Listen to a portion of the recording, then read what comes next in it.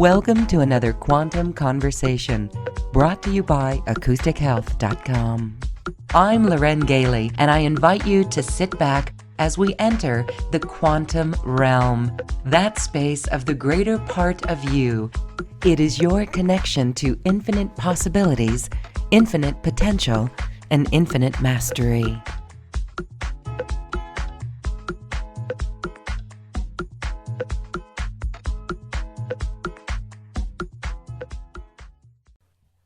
Welcome, everyone. We are back with SomRa An'Ryka, who is a galactic walk-in, for part 2 of our fascinating conversation about her numerous walk-ins. We've only just begun to detail those walk-in experiences. We're going to do that in today's episode, but also we're going to learn about the 4 types of starseeds and why it even matters, and how the walk-in astrology is different. Is your astrology different? Well, actually, we're going to learn more with SomRa. Hi, SomRa. Welcome back. Hello, Loren. So great to be back. So we're going to pick up this storyline from our last episode. And as you remember, after An'Ryka walked in, something interesting happened. That's when you and your partner got an astrology reading, a relationship astrology reading. So tell us about that. Okay, so some friends of ours were astrologers, and we had kind of, we recognized we were on this new path together, and we were considering getting married in the, regular way. I was not into marriage at all, but it was like, we thought it might make our life easier to interface with the regular world.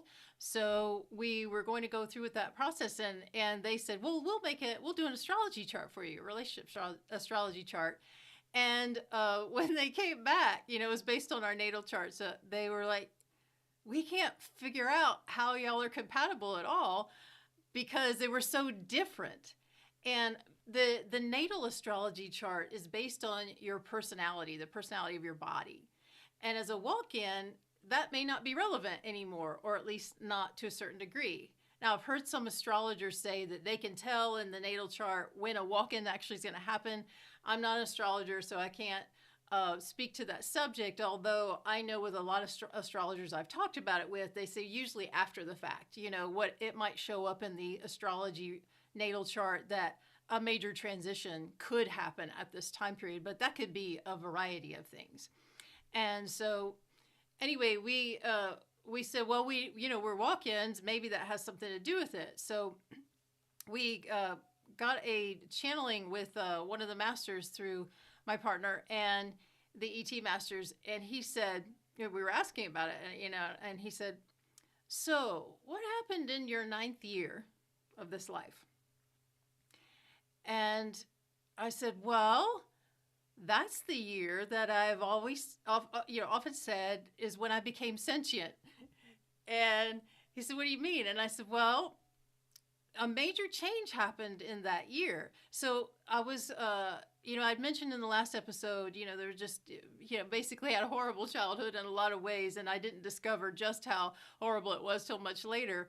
But by the time of my 9th year of my human life, I was just feeling like life was going nowhere. I was really fed up with so much of the lies and the illusions and the systems and the controls of the school systems and everything. I could see through it all as a way to condition children to a certain mode that they wanted, that, this is a whole part of the controls of this world, right? And you saw that at 9 years old? Oh, yeah. Well, remember, I was indigo. I could see through all of that from the beginning. And it was just, I could see through people's lies when their energy didn't match what they're saying. And adults are doing that all the time because they have so much repressed stuff. And it's just like you get conditioned to just keep going with life, keep going, throw that stuff back in the background and keep going. And they don't understand that children can perceive through all of that.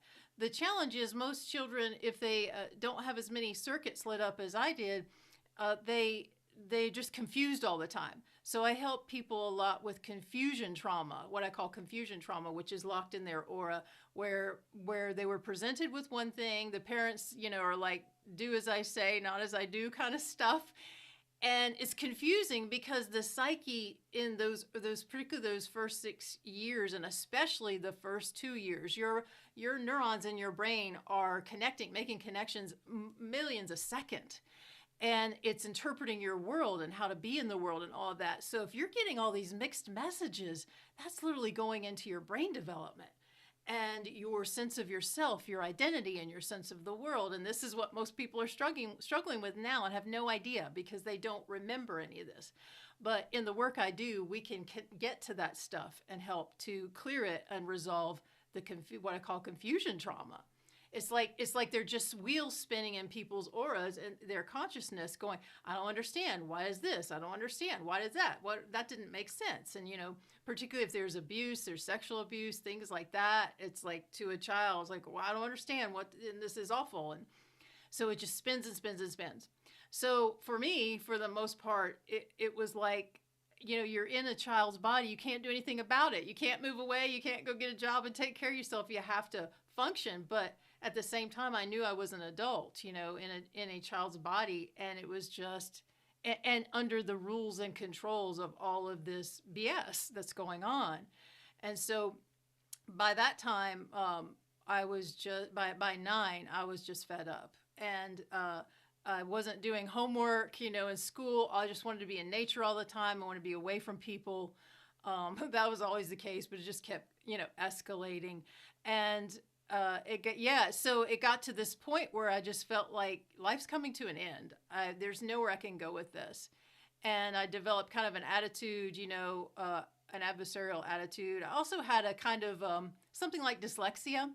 Not exactly, but it made it very hard to read and operate in a traditional school environment, public school environment. And so all of these things together was just a struggle. It was a nonstop struggle. And plus I'm empathic, right? So I can feel people's feelings. I can feel the injustices. That was a big deal that I really struggled with most of this life. My human self was so much injustice everywhere and nothing I can do about it. And so my grades went down in school, and for some reason, I was put in the highest level classes of math and reading and all that stuff. And I don't know why, but I was great at math. I know that. But I think they just grouped everybody together. If you're great in one, you put you in the highest levels in all the classes. But when my grades went down, they dropped me to a lower level. There were 4 levels in my school. And they dropped me to the next tier down. And that was a shock. And something happened. I can't say it was necessarily overnight. Maybe it was one of those soul pour in, soul pour out, the new souls pouring in and the old souls pouring out. But it was fairly quickly, like within maybe a week or so. I went through, this was the end of the first quarter. I went through this major shift. And as soon as they put me in the lower classes, it was like almost overnight, something shifted and something woke up inside me. And I was like, there's no way I'm going to be put in lower classes. And I just went full force in doing homework and studying and all these things to get my grades back up. I ended up having all A's in the next quarter. And I went to my teachers and I said, put me back in the highest classes. Here, I deserve to be in the highest classes. And they did, which was one of the few times where a justice occurred in my history. But from then on, I was motivated, whereas before I had no motivation for life anymore. And that was hugely significant. You have a question? Well, so then did that just happen overnight, did you say, or did just... It seems like it, it's a little vague in that time period, but it was fairly quickly. The tipping point, as I recalled throughout my whole history, was when I got put in the lower classes. It was like a wake-up call. And that soul shift might have happened overnight. But basically what all this is leading to is that we found out, as the master confirmed, I had a walk-in at 9 years old. And that's what put me on the new trajectory. So in the last interview, I talked about being like a, music prodigy. I could I could play any instrument and all that stuff. That didn't happen till after this walk-in. It was that soul that walked in. And within 2 years, when I got introduced to, by the way, I didn't even like music. The me who I was before up until 9 years old, didn't listen to music, didn't care for it. And then suddenly now there's an interest in music. When I was exposed to an instrument and I could just figure it out and start playing, and it was really, really amazing. And then joined band and chorus and all of that. I was at the highest level of you had competitions every week, and I was almost always at the highest chair. I played clarinet and band, and nobody knew where this was coming from, right? There was no musical ability in my family of origins history, and so it was pretty amazing. And that was that soul. That soul had a strong history in music. Stepped in and activated those circuits in my DNA, and boom, we're on a course, you know. And if that soul had stayed in, like I said last time, I would have become a musician and a rock star, which I actually am in other timelines, where the walk-in didn't happen. So yeah, it's pretty amazing. That's also when I started my paranormal parapsychology studies. I mentioned last time I was levitating other kids, and I was practicing and really studying that. And I was introduced to hypnosis. I was like, oh, let's explore this. And I was hypnotizing friends. I didn't know what to do with it at the time. I was just able to take them into a hypnotic state, test a few things. I was never a game. I was never doing anything foolish like making them do silly stuff. It was a really in-depth study as to what's happening here. How are they going into this deep hypnagogic state? I didn't have that word back then, but yeah, that state. And they could do things that they couldn't do when they weren't in that hypnotic state. It was fascinating. So that soul also had a history of being a parapsychology researcher back during spiritualism in the early 1900s. So that got activated, and I just picked up where I left off. Wow. Okay. Very interesting. So you just remembered this in hindsight over your life. Really fascinating. You said some things there about levitating other kids. Do you want to expand on that? What was going on there? Well, just briefly, a lot of kids, they have these slumber parties, right? And they do the light as a feather, stiff as a board stuff. Yeah, right. They tell, and so the way that it was introduced amongst my friends was, you tell this story of this person laying down, and you just have two fingers along the body, and usually it takes 6 people plus the person lying down, because you need to be able to have a little bit of support under the legs and the torso, head and feet on each side. And so they would tell this story as if that person died, and then there would be this point where we would chant light as a feather, stiff as a board, right? Over and over. And then we would, whoever's leading it would lift. And okay, it was like, yeah, this is cool. But I was like, wait a minute, this is real. This is really happening. And I would then begin doing experiments and lead experiments. And I said, okay, first let's lift without doing anything, and feel what it feels like. And it was like, you couldn't lift that person with 2 fingers, even with 6 people around them.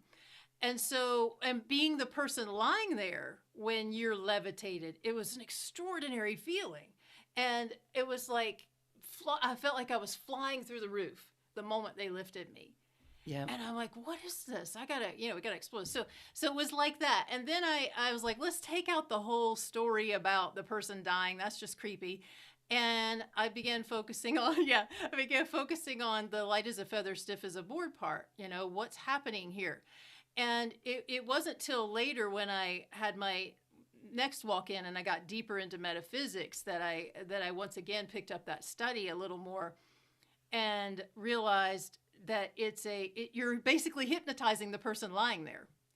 And everyone is going into a state of agreement. And it's actually changing the energy. It's changing the quantum field to where everything is pure energy in that moment.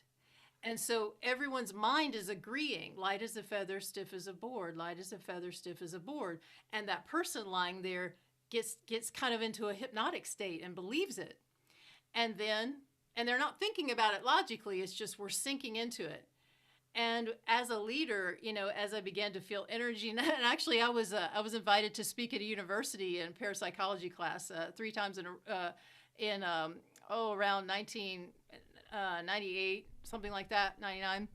And I actually led this in this university class. I led these and I explained it, what's happening. And so it gets to a point where at that point I could see energy, I could feel energy through all my development, and I could see there's this energy shift that's happening, and I'm intuitively guided for the moment to say, and now we'll lift her, or him. And we just, it's like there's this turnover point energetically, and then boom, we just lift. And literally, we have thrown people in the air with our fingers. Yeah, I mean, isn't that fascinating? Because as kids, when we played that game, I remember that too, the slumber parties, and it was really fascinating. Sometimes it would work, sometimes it wouldn't. And so it doesn't make logical sense. So you're onto something there. It brings to mind spoon bending as Yes. well. All right. So this was the past life of the parapsychologist that you had. Yes, Oh, as that well the as skills and talents of that, yes, as well as a musician. Yeah. as well as a musician. And Yes. so this is all by age 9. Right. So between age 9 and 11 was when a lot of that transition began happening of the old falling away and the new and these new abilities coming forward just out of nowhere, so to speak. And fortunately, I could just explore. I was also studying telekinesis. Had amazing telekinesis experiences where things will move without you touching them or barely touching them. Ouija board kind of studies and things like that. It's not spooky, folks. There can be entities that interact with Ouija boards, but the power is not in the board. The power is in the people who are working the needle. And so I began researching that. And some people you put together, that needle would be flying all over the board. And some people, it would be very, very slow. So I started studying deeper what's causing it to move. And I actually eliminated the board altogether and took a glue bottle and put it on a table with someone. And we put our fingers on it because it had a pointer. And I said, point to the oldest person in the room, who was me. And then it began to move. This glue bottle, just like the Ouija board needle. And it turned and it went right to me. All right, so I know that there's some. I played with a Ouija board, and then there's word out on the street: don't have them in your house. I see them in some of the and out in public, like in the brew pubs in this neighborhood. So it's like, wow, don't have it in there. Not don't, right? Entities could come, but what you're saying is something completely different. This is Completely different. the focus of consciousness. The focus of consciousness is moving that. So is that happening with the Ouija board? Yes, well, sometimes some people do have entity attachments and they are drawing that to them in the Ouija board experience, but it's not the Ouija board's fault. Okay, it's the person and their state of consciousness. So I was a very pure state of consciousness, and I don't want anything to do with ghosts. And so I wouldn't allow that stuff to happen. I approached it very scientifically, and I noticed when I would have my fingers resting on the needle that I would feel a pulsing on my fingers. And I wondered if that pulsing combined with the other person's pulsing on the other side of the needle somehow made it move. So I started researching that more, and it wasn't 100% conclusive, but I do feel like there's something to that. But really, it's energy.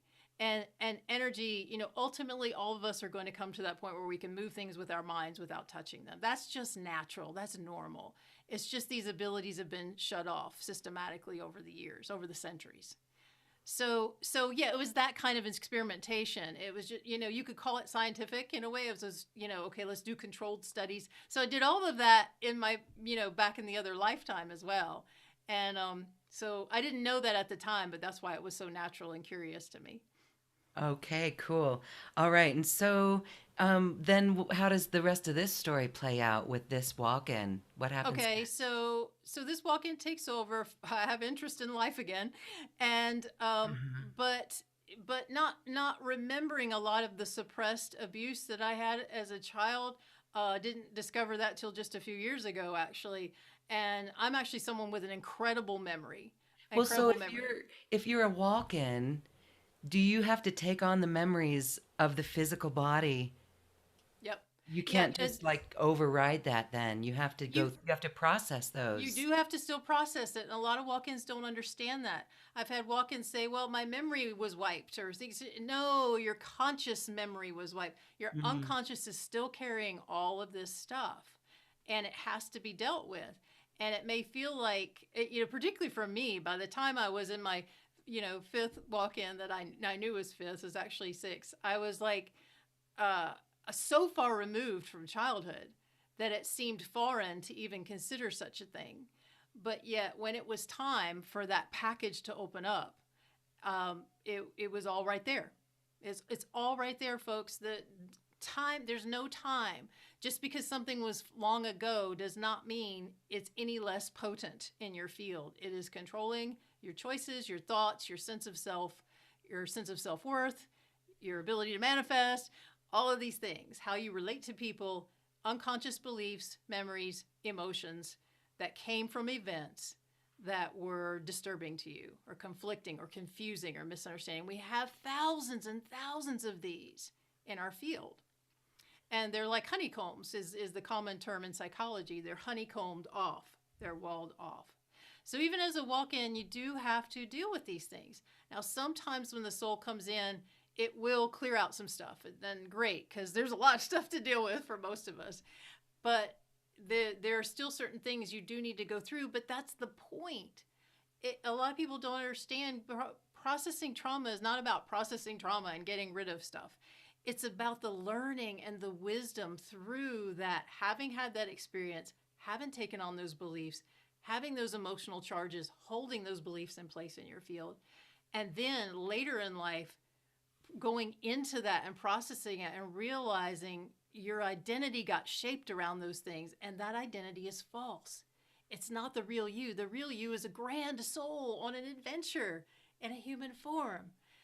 But there are still many parts of you identifying with this human self and the events that happened and the beliefs that formed from them. So as you process with, particularly the heavy stuff, you need a practitioner like me, someone who can really help you get to those places. You will not be able to, for the most part, because there are bypass mechanisms in the psyche, and that's why you haven't seen it. Mm-hmm. Or, you can maybe feel a vibe, but will automatically distract you to a food or TV or music or things to keep you from seeing it and going in there.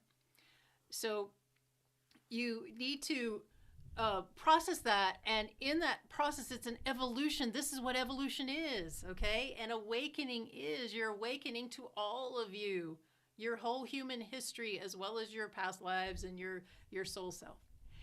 And so as you go through that, there's wisdom to be gained. There's discoveries. There's humility in that process and realizing, oh, I'm not who I thought I was. And oh, this is a coping mechanism. It's not really me. Oh, and in that humility, that actually opens and expands you to embody more of your soul self, who you really are. It's all these assumptions in your unconscious about who you are that act as barriers to who you really are.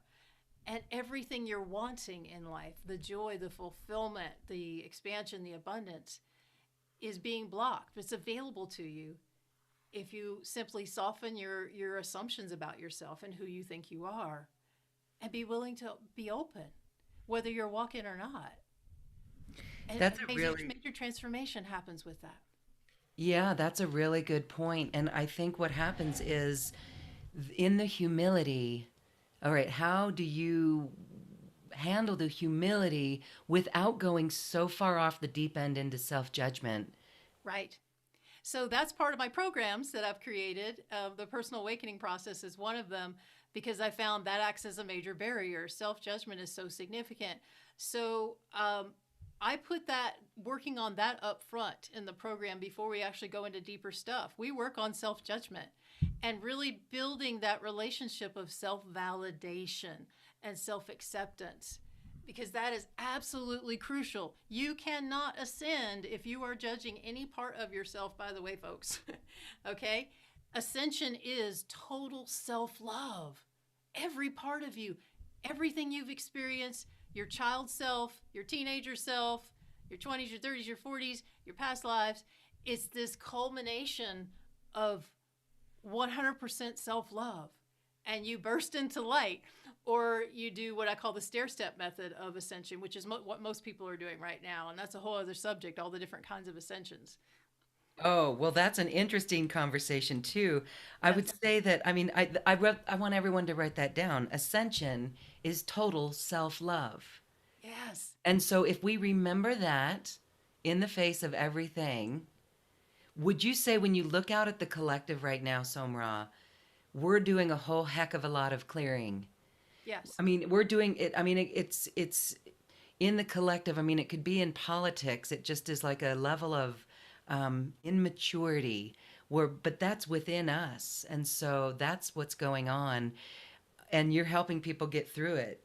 Isn't Yes, that because wild?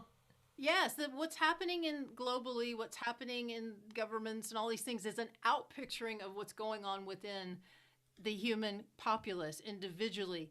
This transition to New Earth is an individual transformation process. You cannot sidestep that. You cannot avoid it. You cannot simply wait for New Earth to happen Mm. and then you're in a happy world. It doesn't work that way. You have to evolve yourself into that total self loving state, and then you're in resonance with New Earth, with Ascended Earth. Okay? That's what gets you there, so to speak. And that's what we mean by New Earth is a frequency. It Yes. is total self love. Ascension is total self love. So you said we could do this in one flash. That would be awesome to do Well, it. you got a process to get to that place, but when it culminates, if you're ascending the way where you burst into light, that's just one way, and that's my favorite, by the way, Yeah. is it's a culmination, it's a build of just so in love with yourself and in love with the beauty of all creation. But not a And narcissist. Not okay. So in love with yourself. Does it stick? well, if you're ascending, yes, but see, anything that's a real process sticks, so to speak. When I do EFT, EFT is wonderful, as well as matrix re-imprinting, and that what we change is permanent. And if a person, say, like, we're working on something, a really basic one that I've helped people with is like fear of flying, in an airplane. And so we break it down to, okay, what's it about? Is it about claustrophobia? Is it about feeling out of control? And then we work on each of those levels and layers. And those levels, EFT clears it out of your meridians, clears it out of your body and your system very, very quickly, particularly when you're guided with a keen practitioner, okay? Because I'm very much tuning in to what all the different, and the bypasses that the psyche tries to do to avoid where it needs to go, okay? And so we peel away the layers. And so then if they come back and they still have a little bit of fear left of flying, it's not that it didn't work or stick, it's that there are more layers to clear. So then we look at, oh, is it being close to people? Is it being, fear of catching a disease? Is it being, is it fear of crashing, So that's it. It's when you're truly healing, it's permanent. And if something's not resolving for anybody, you've got more layers to get to. All right, so let's continue on your example of flying. And where do you see that that comes from your clients? Like, do they get clear of it? Do they see that the fear is just that? It's a false illusion. Or did it come from something in their DNA and now it's cleared? It always comes from something. Nothing Mm, is out of nowhere, okay? It always comes from something. okay. So we go to find what it is. And one person in particular she would have a recurring dream of drowning. Mm-hmm. And so, see, as we're tapping and we're going deeper into the consciousness, then we look for what comes forward. And so she brings that forward and she says, I'm having a flash of this recurring dream I have of drowning. When I'm in a plane, that's how I feel. I feel like I'm suffocating.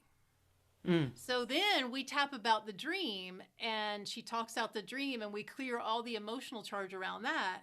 That was it for her. Boom. Once we cleared out every level, and she did drown in a past life, and it was terrible. It was a murder, and so I mean she was chained to something heavy, and it was really sad. So she had to process all the emotions around that. Got those emotions out. No more fear of flying. Excellent. All right. And I just want to say that the sessions that you do with people, this is what goes on. This is how you uncover the layers that need to be cleared. Okay. All right. Well, fascinating. Thanks for that little detour there. Love it. I So, could talk for yeah. hours on this cool stuff. Yeah. Okay. So what's the stair step ascension then? Stair-step ascension is when you're just gradually evolving. You're gradually peeling away the issues, and this is more what's happening for most people I that I call see it so far. taking the stairs instead of the elevator. Yeah, yeah, yeah. And that the elevator at G-force. The elevator at G-force is when you burst into light. But Okay. the stair step, see, because Earth is ascending. Okay, so that's one reason why a lot of us are here, for this excellent opportunity to experience a planetary ascension and ascending our own consciousness with it. Okay, so the Earth is stair stepping. Okay, and it does go through jumps, and a lot of us feel it. You know, these gateways that are often talked about, those are usually jumps in ascension. Some people are totally oblivious to these jumps, but those who are really in tune feel them. Okay, but you're stair stepping, and then you're on your individual path, because not everybody's here to ascend, not even close, believe it or not. It's Oh, Yeah, really? it's not a part of their path. It's not, they're Oh, not even at an evolutionary stage as a soul for that. That's and not it's why they're not our here. responsibility to worry about them. No, Well, I no, mean, no. I don't want to seem like I don't care, but if we have to worry about ourselves, right? You are the only thing you can control. We're it and I am not helping people because I feel sorry for them. If you're a healer, never ever ever feel sorry for your clients. That's a codependent dynamic. It's not healthy. It's not good. Seeing your clients as empowered beings, powerful souls here on a journey. They took on some stuff, and you're helping them unravel that stuff and awaken to the magnificence that they are. You're a participant as a healer. You're a participant, but you cannot take on their stuff. And if you are, that you'll find out soon enough. That's part of every healer's journey. Usually, we bleed for others. You know, it's like we feel for them, especially if we're empathic. But there's a difference between clair empathy and empathy, or what I call more sympathy. A lot of healers, a lot of light workers, they're sympathizing. If you're worried about anybody, that's sympathy. That's not healthy. You're feeling sorry for them, and you're actually diminishing their power from, in terms of, you're not taking away their power, but your vision of them is not helping them. Seeing them as empowered beings and then calling forth that power is your greatest gift you can give them. And just because someone is hurting, that doesn't mean it's wrong. Pain is not bad. These are 3D assumptions, okay? Pain is a motivator. Pain has a purpose. Emotional pain, physical pain. And the soul knows exactly what it's doing. Your job as a healer or a support person, is to help, help people understand what that cause of that pain is, and realize they have power to transmute that if they want it. Now, a lot of people are addicted to their pain. They do not want to heal. Give up. Give up trying to help them. Mm-hmm. That's their free will choice. Mm-hmm. They want their pain, they want their suffering. Because there's what we call in EFT secondary gains. There's a gain that their psyche believes, their ego believes they're getting from it, which is, say, like attention. Maybe they got no attention as a child, and only when they're sick they got attention. So they're manifesting illnesses to stay sick so that it gets them attention and energy. And it's really unfortunate. But if they're open enough to seeing that, like chronic illness, I'm not saying everybody with chronic illness, that's what's causing it, but it could be a part. It's usually layers. But if they're attached to that illness, or they're identified with it, like I have diabetes, they might say it's an identity, then that's not going to change until they're willing to see themselves differently. You follow me? Mm-hmm. Yes. Okay. Well, thank you for expanding on really the work that you do in helping people to clear these many layers. Let's go back to your story here, and we have some really interesting things to talk about as well. I want to give you the opportunity to wrap up. Anything else about your walk-in? So that was 9 years old, and here you are finding new life, having new things activated really in your DNA, right? Your DNA was like flipped on, or these memories that you, Witches. yeah, Yeah. switches. All right, so then what happened? In that conversation with the master, we were talking about because of the astrology reading, right? And so it was like, oh, so if that was a walk-in, I know my 17, 18-year-old self had to be a walk-in, and he confirmed it then. Now it was time for me to know. And that opened this whole like connecting the puzzle pieces of my life, this life, Mm. and my purpose, which was really cool. And just as an aside about astrology, I don't think I mentioned yet about how also with walk-ins he suggested us looking into galactic astrology, Mayan astrology, because Mayan astrology is based on the galaxy rather than just the solar system. And any of us who are star seeds, that's a good recommendation because you're galactic. You're not just limited by what the planets were doing at the time of your birth. It's much, much bigger than that. That can be helpful. You know, astrology's fun, so not distant Western astrology, but combining it all together, you can see a much bigger picture of a being's path, an incarnate being's path. So, okay, the Mayan astrology is one galactic astrology that we can use to see that. And I myself don't know much about it. I know that I'm a Skywalker. So, this could lead us to the four types of star seeds and why it's important. But how does the Mayan astrology um, give us that galactic expansion? What are some of the themes there that are presented in that astrology? Okay, so it's not something that I'm deeply studied in or anything. We just looked into it enough to kind of we got our wedding date based on Mayan astrology and things like that, and which lined up perfectly with our mission, and so that's kind of as far as I took it at the time. But I'm more intuitive about it, so when you're looking at the galactic perspective, it's basically it's okay. There's the solar system and the planets and the moon and the sun and all of that's in Western astrology, but the galactic astrology, the Mayans, of course, we know about the Mayan calendar and all that, right? They were in tune with the galaxy, which of course was extraterrestrials interacting with the Mayans at the time, and so what's happening with Sirius, for instance, can affect you. We all know about the Lion's Gate, right? Okay, when Sirius aligns with the galactic center of the universe and Earth on 8/8 every year. So it's taking all of this into account. You know, where the Pleiades are at the time of your birth, that's relevant, okay?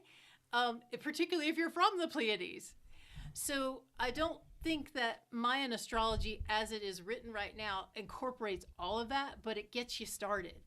Mm. And who knows? I mean, there may be a whole intuitive astrology that somebody out there is awakening to and is going to be bringing forth that goes even beyond what the Mayans came up with. Maybe it's the human design and Richard Rudd's work, what he's doing. Who knows? That Yeah, could be a part of it. That could be a part of it. I mean, they're all just context. They're markers. I'm markers. Yeah, Yes. I'm very much into not limiting yourself or saying I'm a this, I'm a that, or having someone categorize you that way because I find a lot of times with astrology, particularly with astrologers, sometimes they will want to know someone's sign right away Yeah. and they'll want to pick you apart. And that's not cool to me. It's like, get to know my heart. Get to know my heart. And then maybe we can look at the astrology for fun. But you're not seeing me, you're seeing my chart. You're seeing my you Yes. know and that's not really connecting with someone, it's analyzing them, and Okay. I don't think that's really beneficial. I'm not saying all astrologers do this, but get to know someone first and just if you can see them not through your astrology lens Hmm. and just who they are because they're a soul that goes way beyond that astrology chart. That's the key. It's the soul, and it's taken quite a journey. All right. I think it's fascinating. So then there's the four types of star seeds. Yeah, so this is one of those things that there's a lot of misunderstanding out there. So I hope this will help clear things up. This is my perspective and how I categorize it. Somebody might categorize it a little bit differently, but a lot of people think star seed means you're an advanced soul from the stars and you're coming in and you're here to awaken and ascend. And that's very, very general. It turns out basically almost everybody at this point on the planet is from somewhere else to some degree, meaning you've had lots of lifetimes in other worlds. There's been a huge turnover in this last century where what we call could be called indigenous humans, um, hum, beings who've been incarnating over and over and over again on Earth for thousands and thousands of years and don't have as much galactic experience in other star systems. But in this past century, there's been a changeover where more and more beings from other star systems, their predominant experiences are in other star systems, are coming in and incarnating.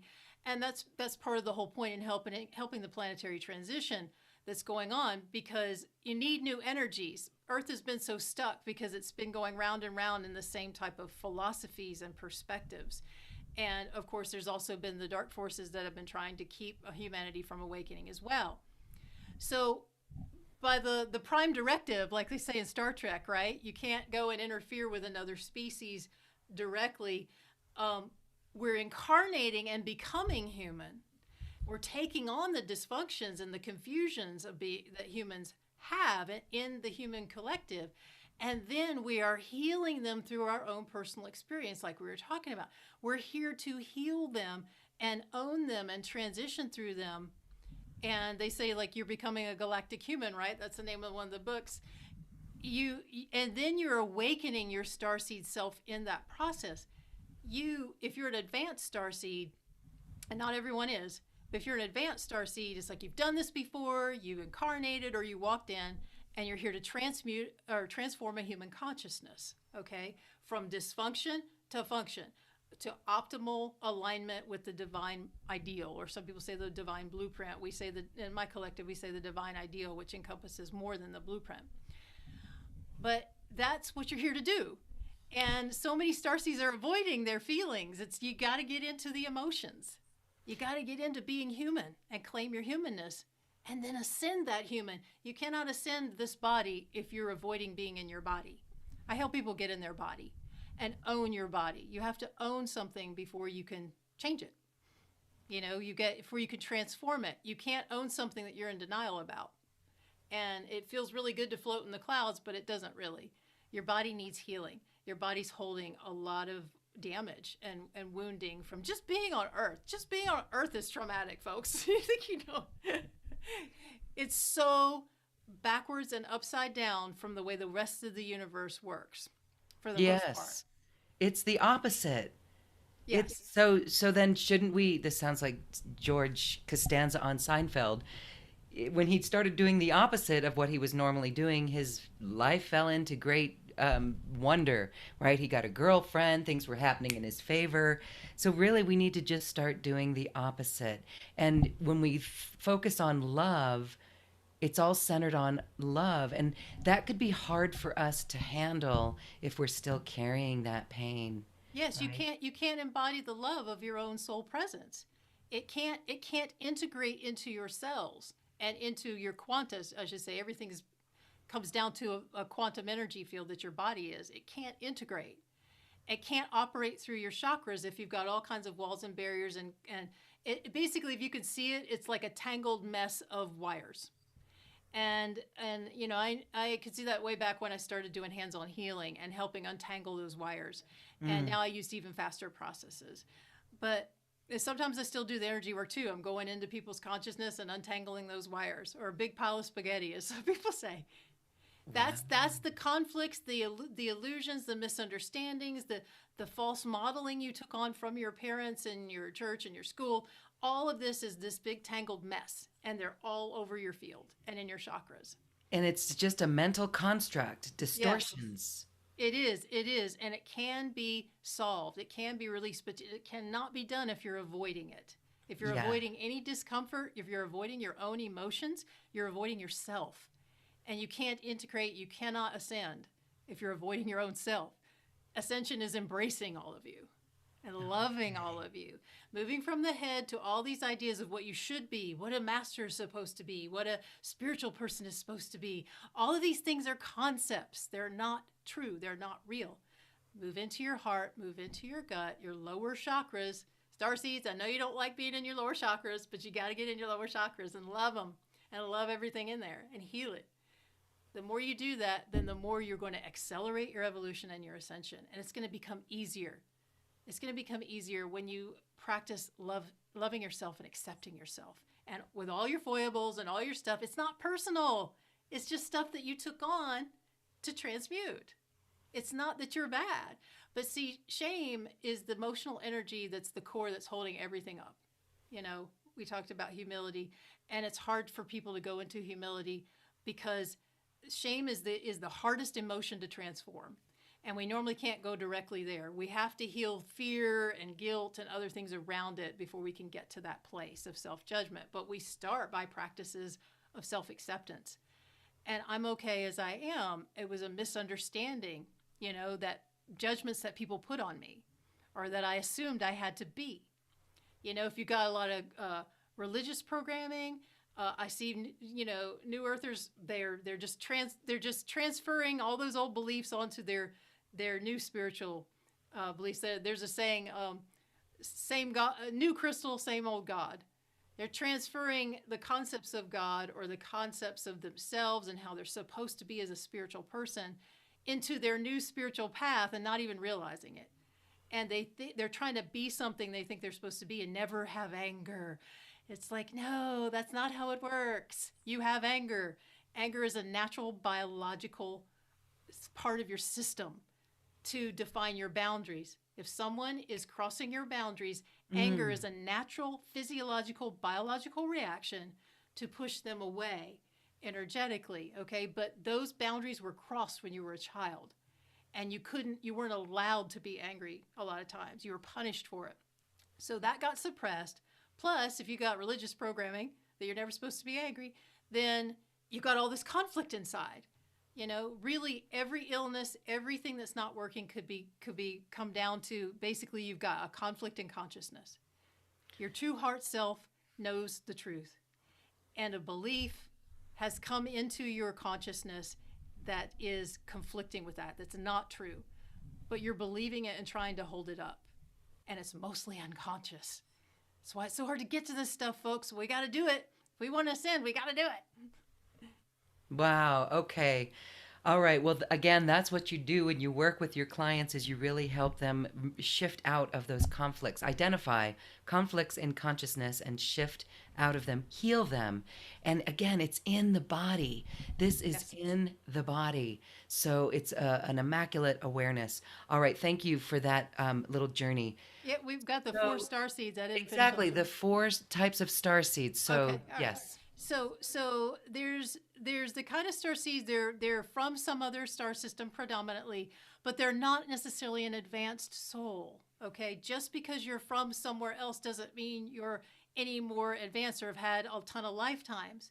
A lot of souls are coming in to experience the earth congestion and conflict because it's an awesome opportunity to evolve quickly. You take on a bunch of craziness and illusions and then work your way through it. But those star seeds are not necessarily here to ascend. Okay, they aren't really. They're just not capable yet. They need to have a lot more lifetimes and experiences, and they know that's not what they're here for. In fact, sometimes they're the ones who play the villain in your story, like the abuser or the perpetrator, or that sort of thing. That's where they are in their stage of development as a soul. And so there needs to be a villain sometimes in this world, okay, in order to help you awaken to your ability. I don't like that, but it's a fact. That's the way humanity is set up right now.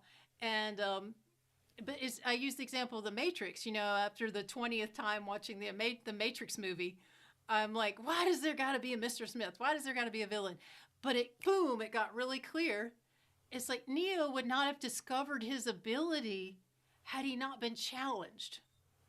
Okay?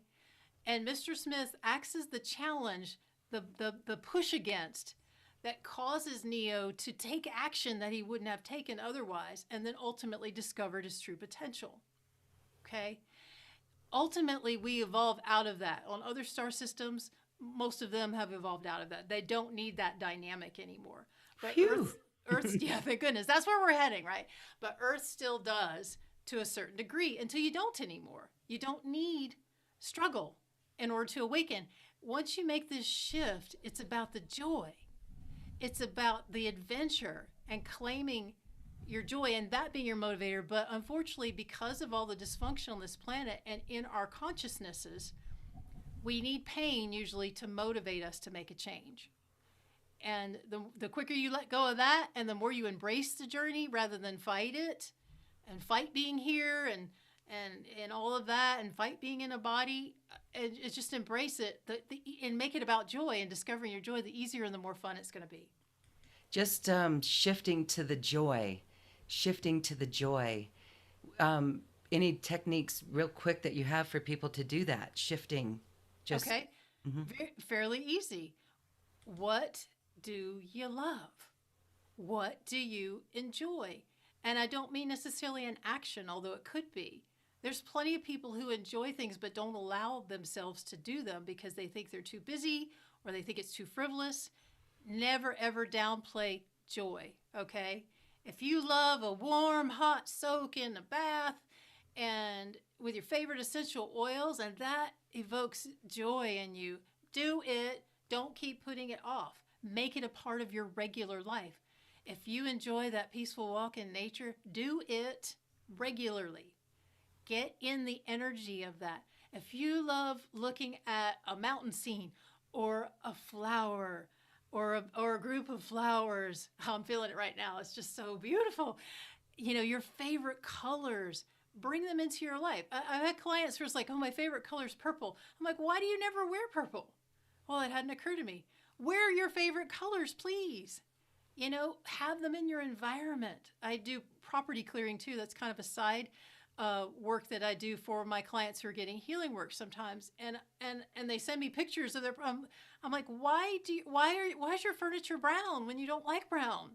Change it, make it to something beautiful that evokes joy. Okay. Yes, and it's an energy, and this is how we manifest with this energy.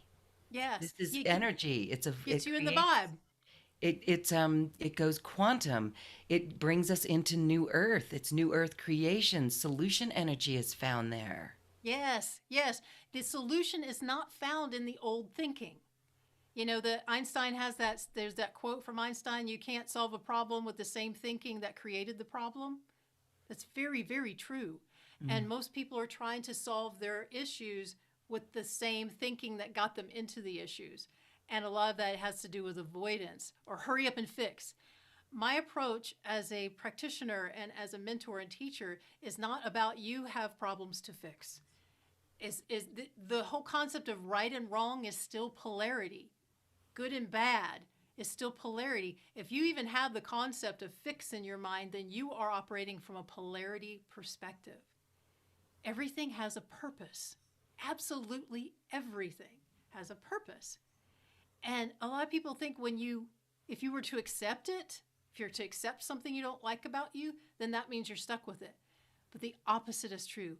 If you resist it, that keeps it going. Mm. Okay? If you resist the fact that you have this health issue or this emotional issue or whatever, that keeps it going. Okay? Loving yourself, practicing. It's a practice, or you can't just jump there. Accepting yourself. Affirmations is a step, but you also need to acknowledge how you actually feel.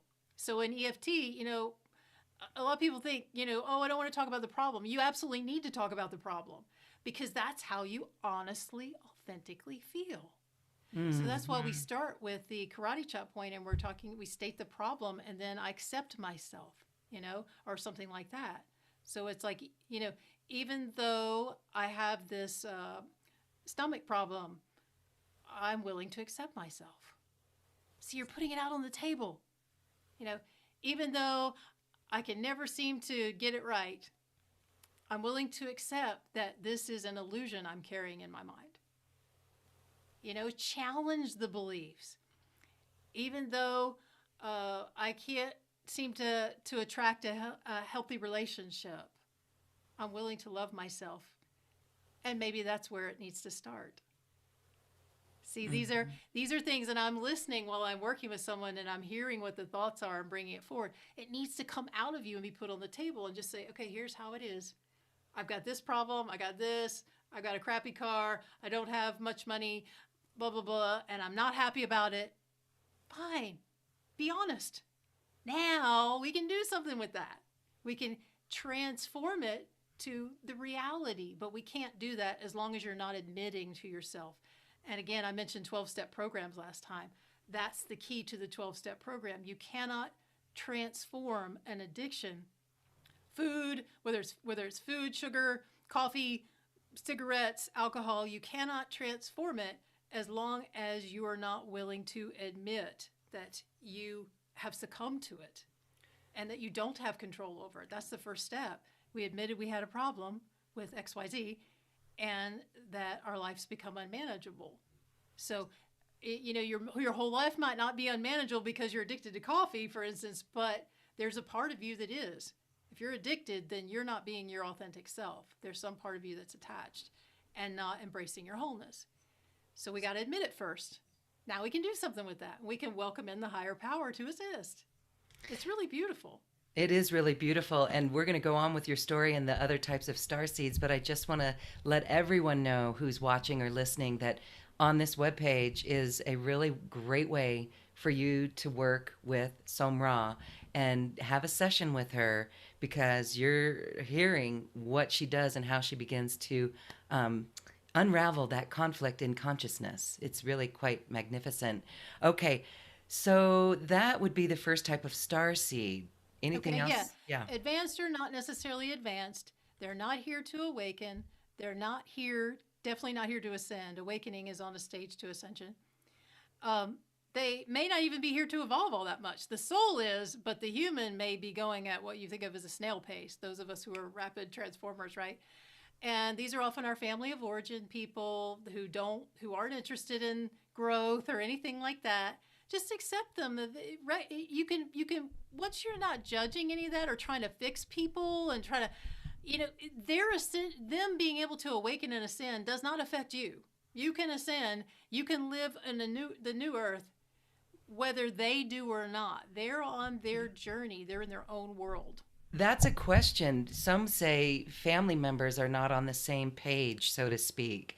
Do you have to still be with your family? Can you still be in New Earth high frequencies with others who are not? And what do you do when you come into each other's reality bubbles? Yeah, that's a really good question, and it's a major challenge. I'm thinking of starting a support group for this, Mm-hmm. because it's a difficult thing, especially like in a work environment.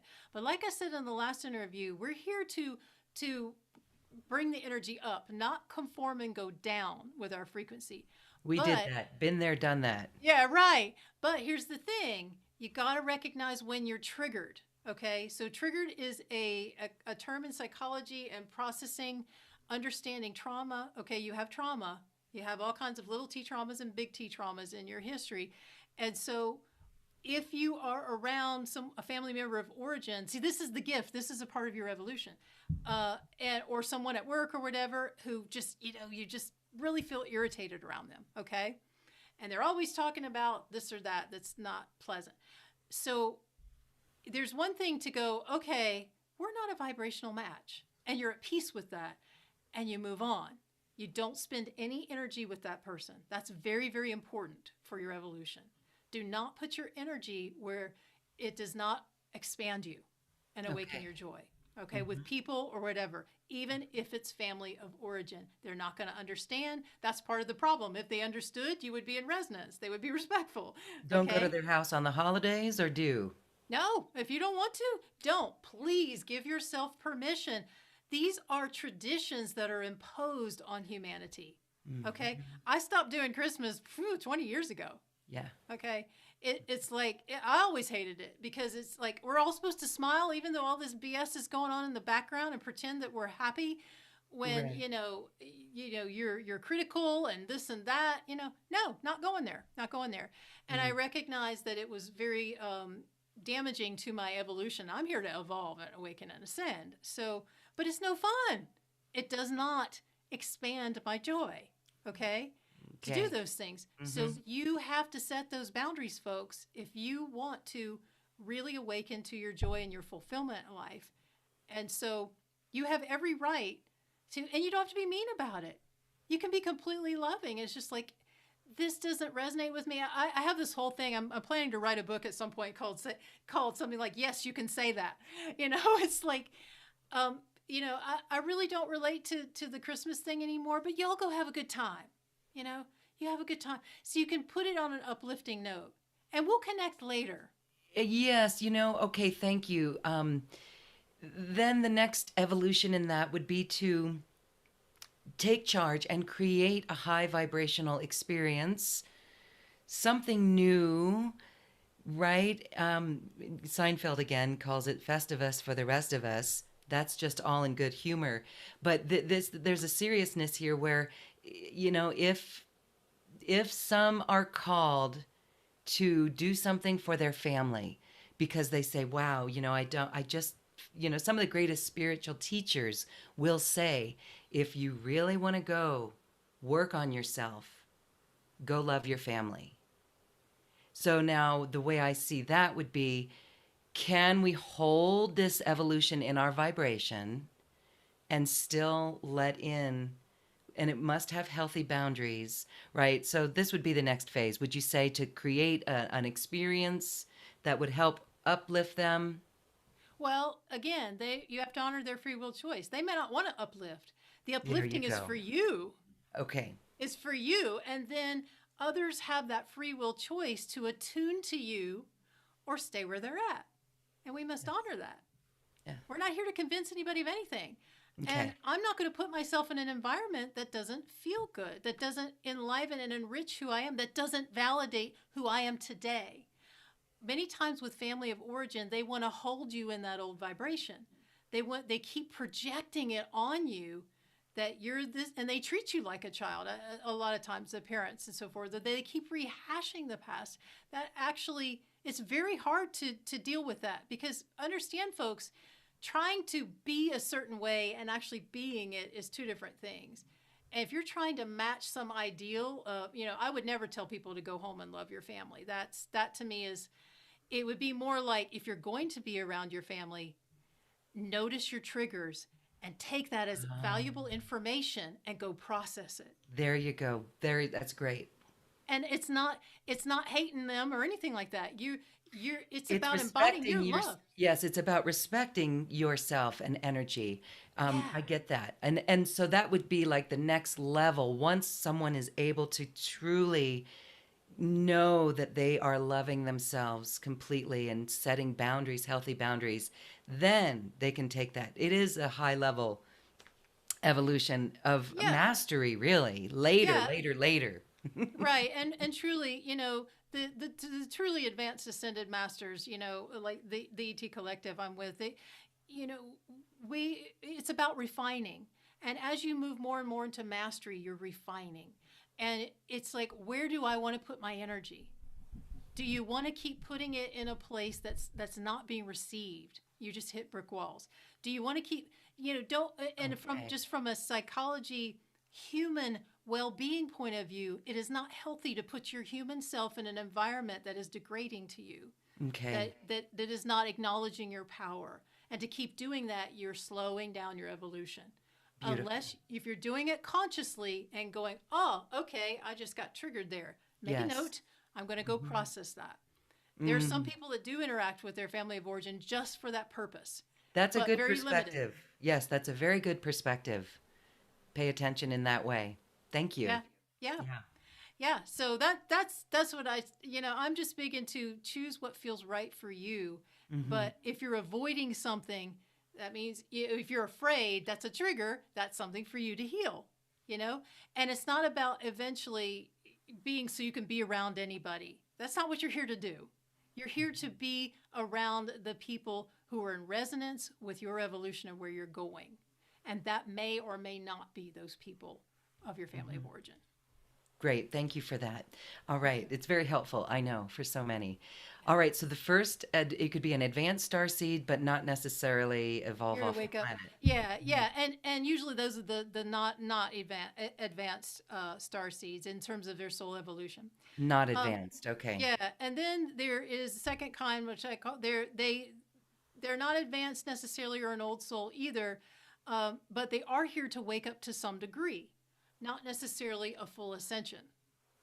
So they're not at the level yet in their soul evolution. They haven't gone through a significant bulk of lifetimes yet, and they're here to just to evolve and to awaken to a certain degree along with the planet.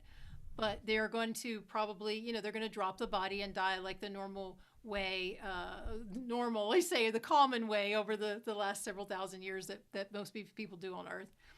And but that's no less of a soul. It's just understanding all of this helps lighten your load. Those of you who are worried that if these people don't wake up, New Earth's not going to happen. That's not how it is. Everyone's on their own journey, and they're just not capable. They don't have the circuitry yet. They don't have the experience, and that's okay. It just is where they are. And so that's a type of soul, star seed. They could be from the Pleiades or Arcturus or whatever, but they're not here to wake up at all, or they're here to wake up to a certain degree. And it's not that hard to tell. Whenever you introduce a new idea, do they bat it away? Do they keep arguing for their limitations and arguing for why it is the way it is? Are they stuck on 3D ideas that it has to be this way, and men are this and women are that, and you're supposed to do this and you're supposed to do that? And why are you failing? Why don't you have a career going by now? All of these ideas, that's 3D stuff. That's not true. You are on your own path. You're right where you need to be. Okay? And they are too. And so it's about just accepting where everything is, rather than trying to fight it and struggle with it or impose what you think it should be. That's 3D. That's polarity thinking. You're not coming from a place of oneness. Oneness accepts everything and everyone where it's at and is not trying to fix or change it. That's polarity thinking. Okay? And you're just here to be you, to discover you, to heal you, to awaken to you, and you will naturally affect the people around you who want to evolve. And those who don't will naturally fall away. Don't try to hold on to them. And your life's going to get so much better, and your evolution is going to happen so much more easily. So that's sort of the reason of understanding these types. And the third type may or may not be an advanced soul or advanced ET, but they contain, usually they are at this point, where they contain actual extraterrestrial DNA that was inserted, so to speak, at your conception. Okay? And so your body's conception, you literally have physical extraterrestrial DNA incorporated in. That's kind of more like the star seed that I think of. It's a seed, so to speak, that's planted in. And when I did my matrix birth re-imprinting, went through that. I've gone through it 3 times, and I think it was the first one. I literally saw that star seed come in, and I wasn't expecting it. It was like a tiny rocket ship that went right in at conception. The DNA, yeah, it's like a pod. It's like a seed pod. It's a literal thing. And a lot of times parents are brought together because this is orchestrated way before that. And you've got a whole team of extraterrestrials, soul family, working together to bring those parents together to conceive you, okay? And there's way more going on here than just 2 people who think they're in love or having a moment of passion or whatever, and wow. creating and a baby comes out of it. Way more going on here. There are no accidents whatsoever. And so there are starseeds who actually have DNA inserted in that process with the chromosomes and all this kind of stuff that goes on with the embryo, okay? And I'm one of those. Where that definitely happened, and I got lots of circuits turned on with that, or they're often time delayed, what I call time delayed. They're going to release, time capsules are going to release later in life at certain stages, those abilities, as well as some of those genetic features. I've already had some genetic features change. But you have just enough DNA from your parents to look like them to make it believable that you're from that family. Believe it or not, that's deliberate. So even if you look like your family of origin, that may have just been on purpose to help you feel like you fit in and make it believable to everyone around you that you're a part of that family, when really you're an extraterrestrial, physically. How would you know? How would one know?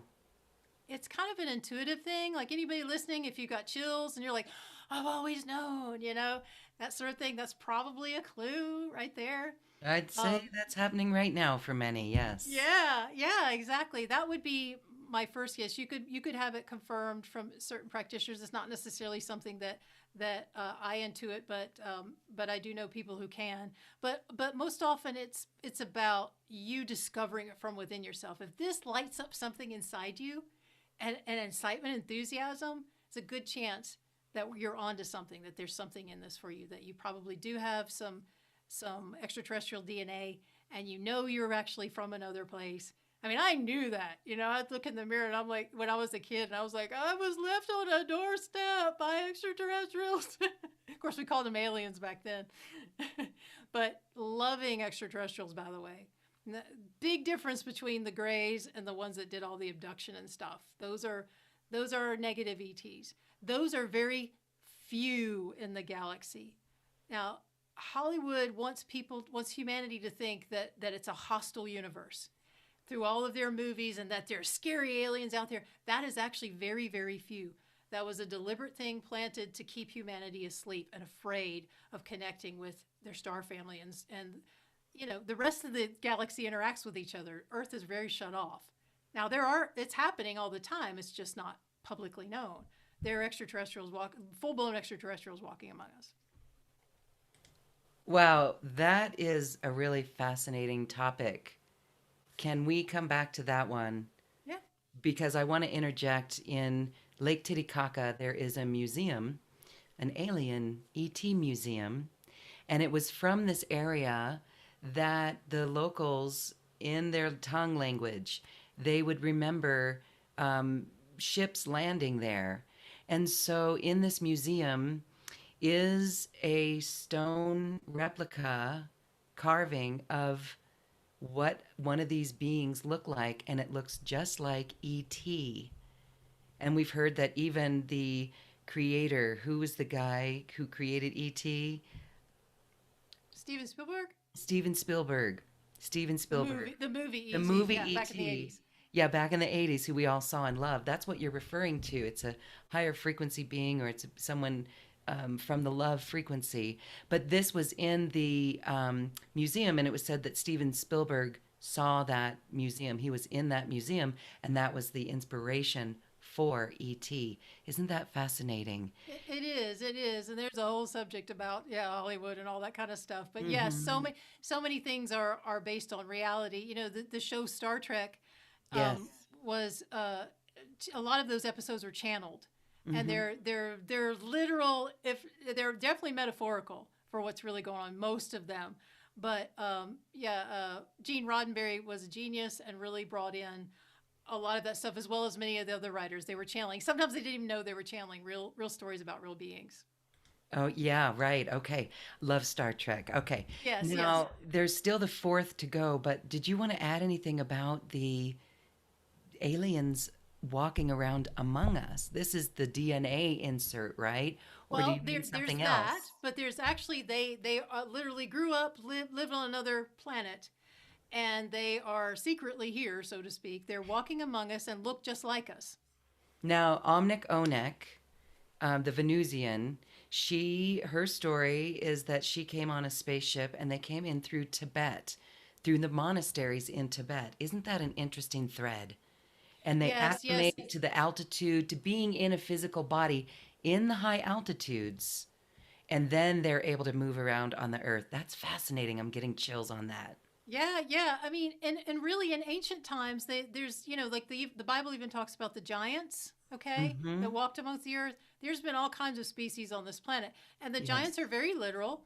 The bones are still here on the planet. Yeah, they are there, and some of them are slightly out of phase. Okay, so understand, folks, that there's vibrational phases. Okay, so this is like a Star Trek term, right?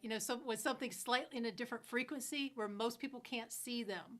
Okay, some people can, but there are many different frequencies of beings here, and the more perceptive you are, the more you can see them or hear them or feel them. Can you see them? Can you see them? Sometimes. It just depends. I've got, like any human, I've got a lot to keep up with, so our attention could only be on so many things.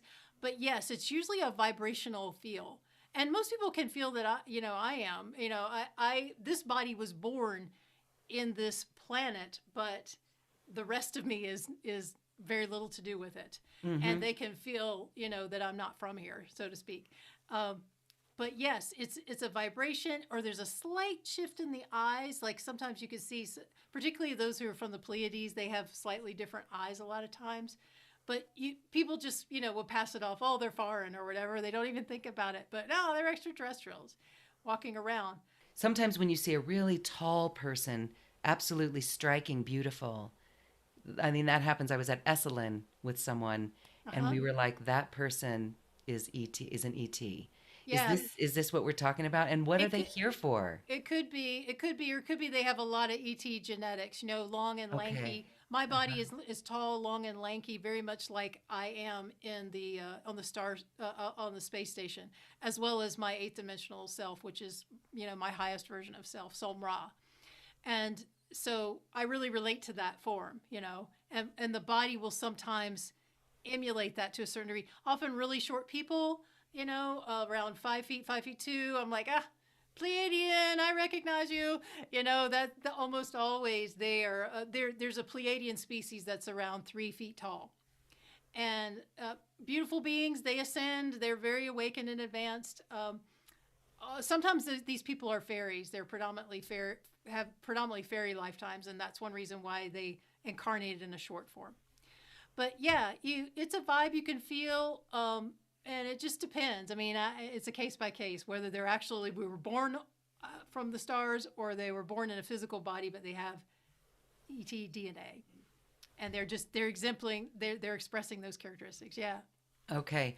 All right. So we still have to get to the fourth star seed. Yeah. So the fourth one is just that they may or may not be advanced, but they don't necessarily have extraterrestrial DNA at the time of conception, but it may be inserted along the way. So that can happen with any star seed, okay? Because as most of you know, you're being tweaked and adjusted at night when you're asleep.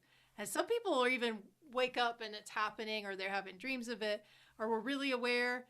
You lay down and you start to feel points on your body being touched. Now it's happening in the daytime too, but we're usually pretty occupied. But that's your star family working on you and making adjustments in your field, okay? To Wow. help you wake up. Yeah, help you on your spiritual path, or to direct you down a certain direction. And remember, all of this is in cooperation with your soul and what your soul is wanting and why it's here. So this is your team working in conjunction with your soul self to make these adjustments, and maybe planting something where a vibration that you're to meet someone, say 6 months down the line. And so they're implanting a frequency to help you find that person. I mean, it's a Wow. variety of things, yeah, going on. Or it can happen in meditation, and you start to feel, some, touching, or parts of your body light up. They're working on us all the time, basically. Awareness, awareness, awareness of that. All right. That is our goal, is to really be aware and read that energy. That's cool. And Wow. just as an aside about the four blood types, because I had mentioned, Yes. absolutely fascinating subject.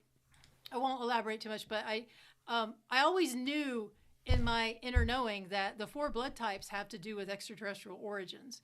So because it doesn't make sense, especially where there's some that aren't compatible. That doesn't make sense in evolution. Would you think that our races, our different physical, my husband and I were just talking about this, are the different races on the planet, are they from different places in our galaxy, Absolutely. in our solar system, Absolutely, beyond our solar system. or beyond the Yeah, solar system, our yeah. Like galaxy? you don't take one. If we do the regular what anthropology, and I almost became an anthropology minor in college, but it's like you don't go that fast, evolve that fast into what all the varieties we have today. Yeah, That they would was that. say that if you have darker skin, you were living in the sun area of the sun belt of the planet, right? The geological reasons for the races on this planet never made sense, because you see the Eskimos in Alaska and they have dark skin, Yeah, right? And yeah, so, okay, yeah. go ahead. Yeah. I mean, from my point of view, the human body template is designed for the tropics, really. It's not really designed for cold weather. We don't have Thank fur. you. Yeah. Thank Yeah, you for exactly. saying that. We don't have fur, and what you're left with in the higher levels is, but there's not much plant life. Our body's designed for plants for ingestion, not animals. And so, and that's a whole other story, which I could come back to at some point, and the flood and how that happened, and how that's actually taken us into more density to ingest Oh, animals. oh Okay. yes. Hmm. Yeah, so you have less variety the further north you go. In the tropics, we have everything we need. This body is designed for fruit, predominantly. And so anyway, yes. So from my point of view, there was a focal point more in the tropics. So of course, the planet way back when it was seeded with humanity, and it was different. It was very, very different. It was much warmer. And Lemuria, Atlantis, these are all more tropical type places. Okay, this is more natural to the human form. And I just want to add on that. I've thought about this. I've observed it in my own experience. I've lived in Guam in the tropics, and whenever I'm in the tropics, there's such an openness, an open heartedness. And it's like, is it the sun belt? Is it the sun? And I really want to say, yes, it is. There's something. People are friendlier to each other. Our hearts are open in the tropics. The sun is definitely a part of it. Again, the agenda wants to keep everybody afraid of the sun, and they talk about the dangers of UV rays and all. There's way more to it than that, folks. And a lot of, people existed long, long, long ago and were out in the sun all the time and did not get burnt. They did not get sunspots, okay? And things like that. It's a whole other big story that has to do with toxicity in the body and belief systems. And we're going to bring you back for several more QCs. In fact, we're going to be doing a new Zoom audience with everyone, and that's going to start soon. So we're going to have details to that, and we're going to have SomRa back for a beautiful live Zoom, intimate little audience with everyone for more Q&A. But there is more to say about the blood types. So go ahead. Yeah, I'll do that really quick, and then we have more of the walk-in story to wrap up.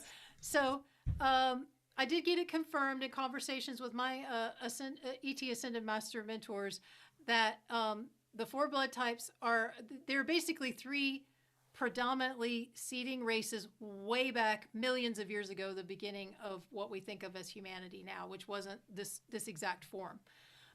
It's been tampered with, as we know, through the thousands of years, by ET races that didn't necessarily have positive intentions for humanity and actually shut off a lot of our abilities. And I can talk about that at another time, because that's very insightful, because you can reawaken those abilities.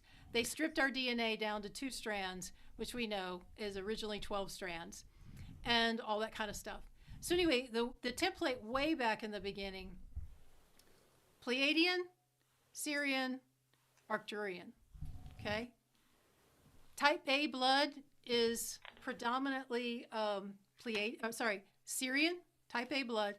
That means you are an ancestor of that predominant lineage, okay? And when your parents come together, they might have different blood types, but the one that becomes your blood type, there's a reason for that. None of that's by accident, okay? And so that holds a vibration that is going to cause you to emanate certain characteristics, energies, as well as can help you access certain things in your soul memory, as well as your genetic memory, your genetic lineage, okay? B is Pleiadian. AB is a combination, Pleiadian and Sirian. And type O is Arcturian. Are you an O? Yes. And I didn't know that. I didn't know that, but it makes so much sense. Yeah, and you could actually be, it's not always likely, but it is possible that you could have been a part of that creating process and inserting your own DNA as an extraterrestrial in the creation of humanity that would ultimately come what we call humanity, and you be a direct descendant of yourself from millions of years ago. It's just so cool. Yes, everyone is just stunned right now. I know that is just really cool. Very, very cool. And when we look at the things that we resonate with, that's a pathway. It's a roadmap. Yes. And so I've always been drawn to the Arcturians, and wow, that's amazing. Okay, Yay! Cool. Now, what about the O positive and that sort of thing? Well, that's a whole other subject. The most I could share with it is that scientists are baffled by the Rh negative factor. There's Rh negative. The Rh negative, yes.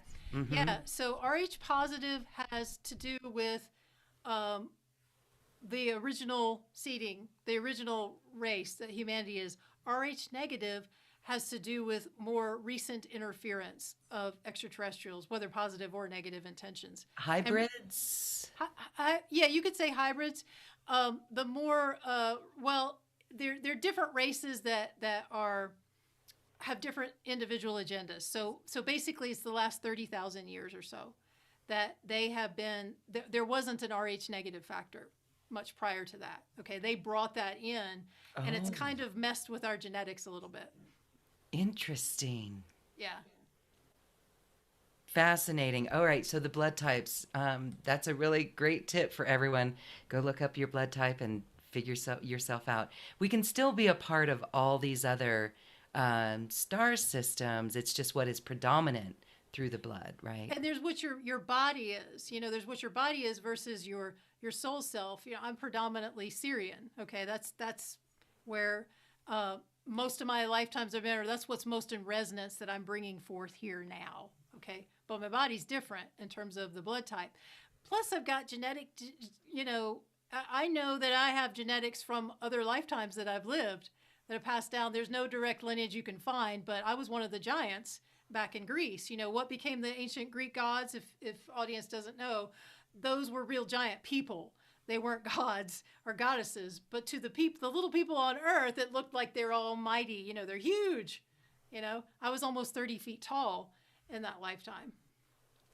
And I actually have her genetics in my body now that actually am a descendant of her, as well as I have the soul awareness of the lifetime. Yeah, being so tall. Okay. All right. Well, I know that you're going to do a matrix re-imprinting for New Earth, and we're going to do that just shortly. But what about this walk-in with SomRa? Okay. Okay. So at that point, I had discovered, my 9-year-old self, was a walk-in. That walk-in happened then and around 17, 18. So, and then of course I had the one near my 30s where when I met my twin flame. Anyway, and then as we did get married and we're doing the relationship thing while we were also doing our mission.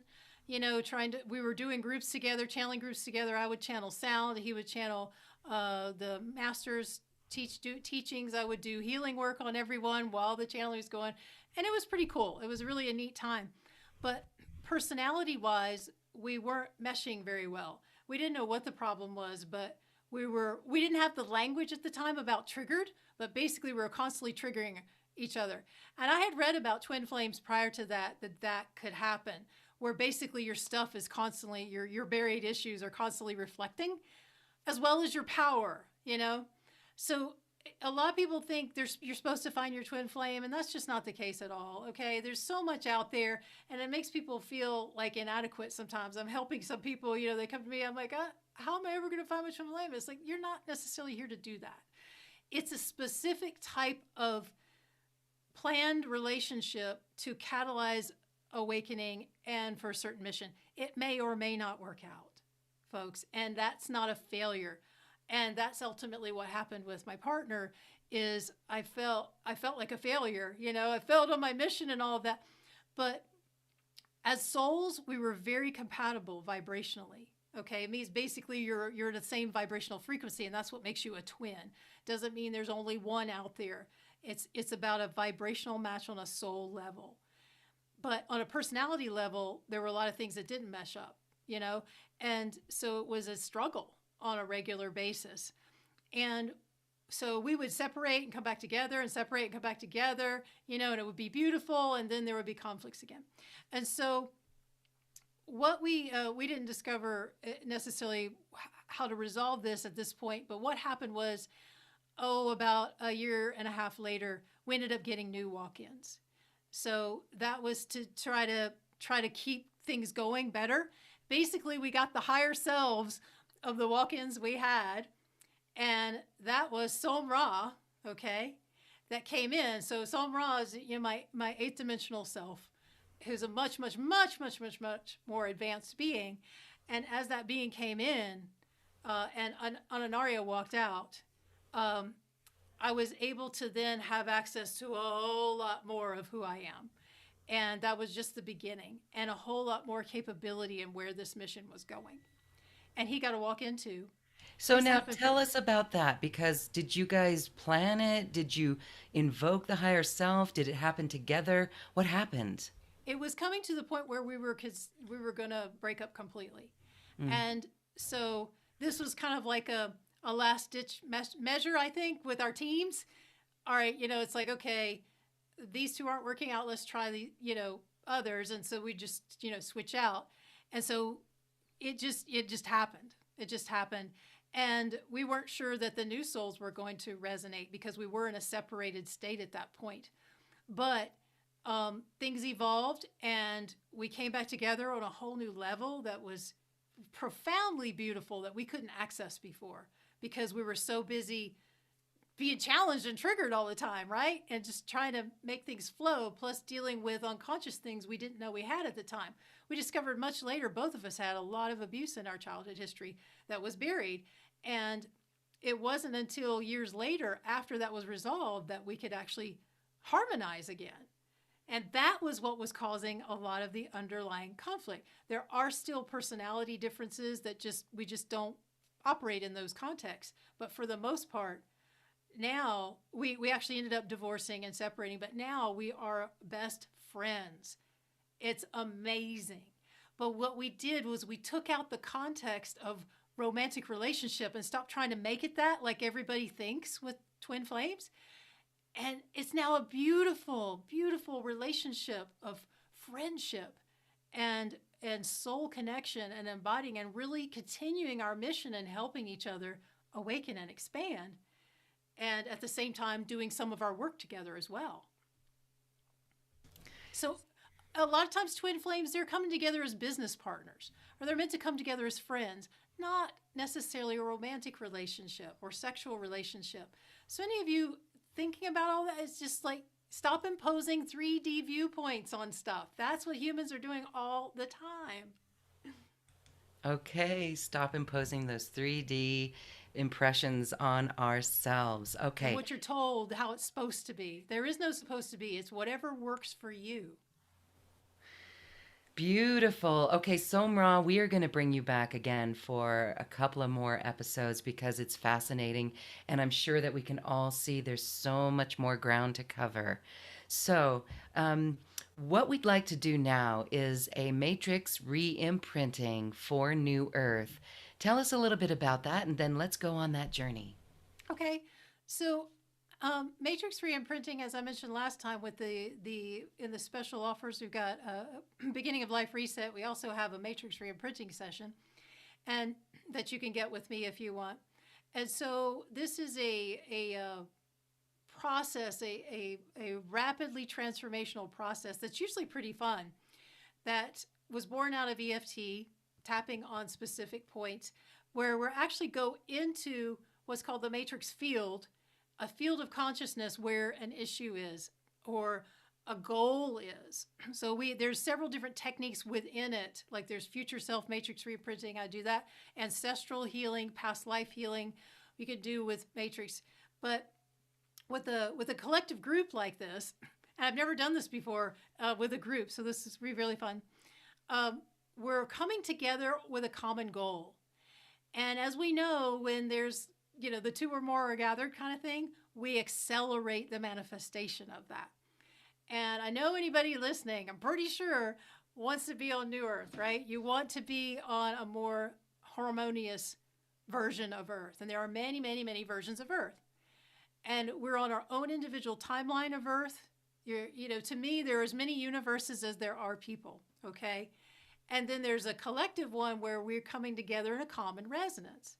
So we're going to do this from the place of what our common resonance is. And the way the technique is normally taught is a little bit different than what I do with the ET Ascended Master Collective that I'm a part of. We're more about, we teach about focusing on essence rather than form. This is a whole teaching that's really powerful when it comes to manifestation. So I can talk about this more in the future. But a lot of the manifestation teachings out there talk about visualize and get really specific. And if you want the car, see yourself in the car and feel yourself in the car. All that's great, okay? But it's also very limiting. So from our point of view, Well, you want to manifest something. Focus, you get in touch with the essence of what you want to feel. What is the feeling state? And we make a distinction between emotions and feeling states. Emotions are polaric feelings that are basically like anger, sadness, grief, happy. All of that's egoic states. And when I say egoic, I don't mean bad. That's a part of the ego system. And the ego is not bad, by the way. I'll come back and do a whole lot of teaching about that. A whole lot of misunderstanding about the ego. It's a mechanism you must have in order to interface with this plane. It's just gotten a really bad rap. It's the stuff programmed into it that's wrong, not the ego itself. Or it's not wrong, but damaging. So essence is more like what we call feeling states. That's their embodied states of being, like joy, love, peace, harmony, freedom. These are states of being. They're not emotions that your human self necessarily feels. Emotions are reactive. They're based on this happened, this makes me happy. This happened, this makes me sad. All of that's polaric thinking, okay? Feeling states are what you're made of. You're made of love. You're made of peace. You're made of joy. That is what you are. It's not something to conjure up or find. And it's just been forgotten. Your attention is disconnected from it. So getting more within your center with those essence feeling states, then allow Source to apply the forms.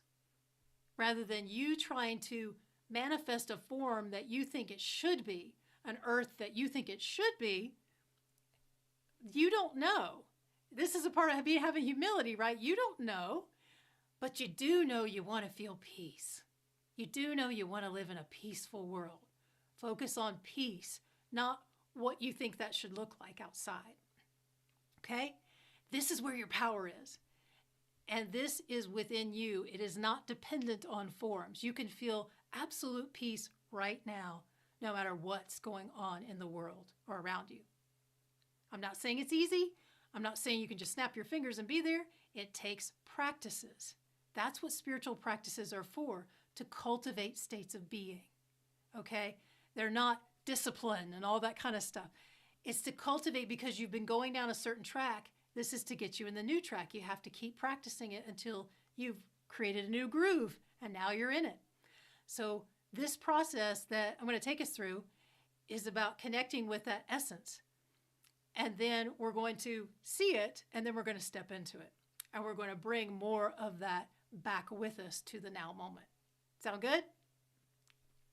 Okay. Awesome. Thank you.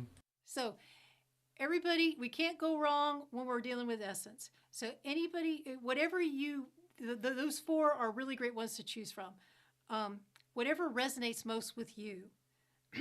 You may think of a form like, you want there to be no more world hunger. Okay, that's a form. That's limiting, actually. Okay, what would that mean to you if there was no world hunger? Well, everybody would feel fulfilled, maybe. Okay, focus on fulfillment, not ending world hunger. That's, again, approaching it from a polarity point of view if you're trying to change something out there. Fulfillment.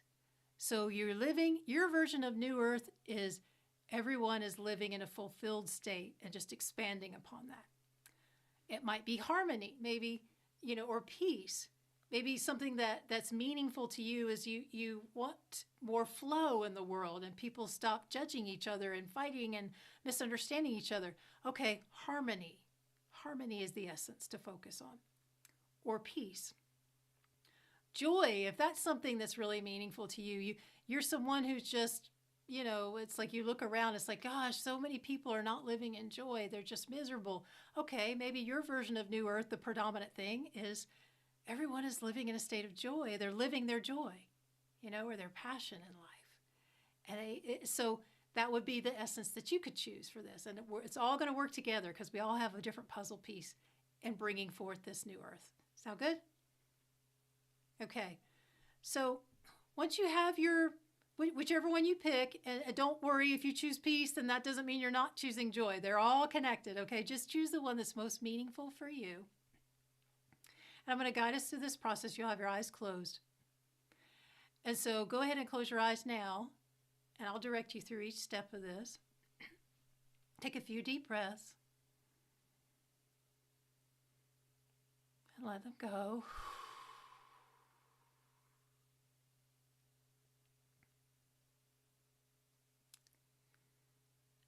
And now once you have your essence, quality of the version of New Earth that you want to live in, continue to breathe deeply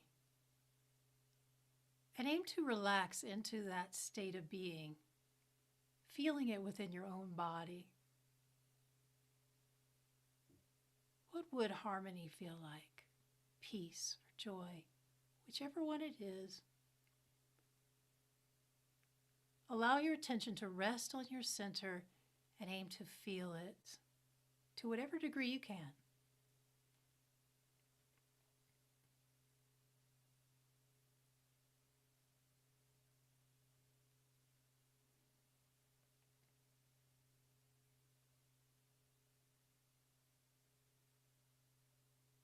You may notice your body relaxing more as you're focusing on this feeling.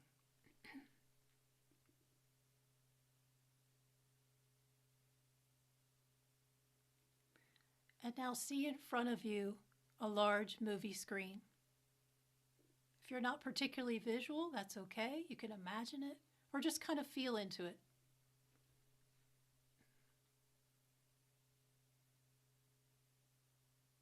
And on this movie screen, what is playing is your version of New Earth.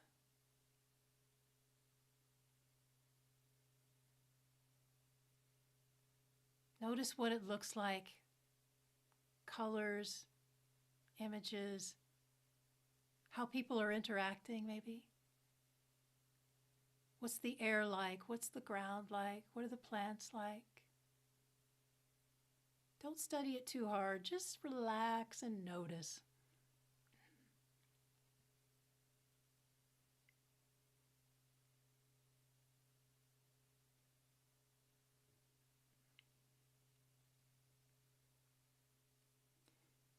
And now as you continue to look into this movie screen, look for yourself. If you haven't seen yourself yet, look for yourself. The you that is in that version already and what you think of as the future, that version of New Earth. Just notice what yourself is doing.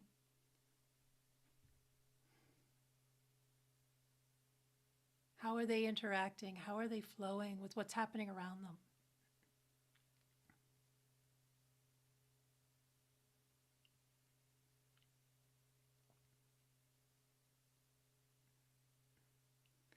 And when you feel ready, step into that movie screen and step into your future self, into the body of your future self.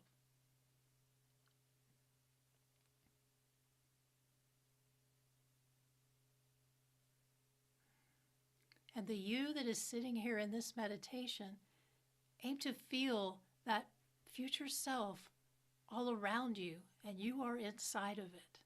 You are inside of him or her or it.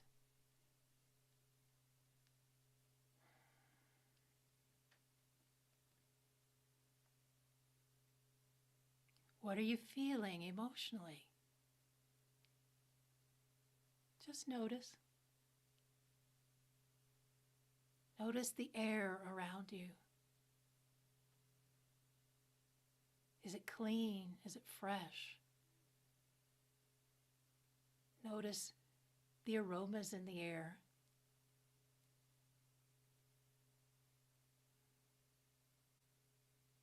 Notice the people and the nature and maybe the buildings, wherever you are around you. The colors, the sounds. Make it as real as you can. Really connect with it because it is real and it already exists.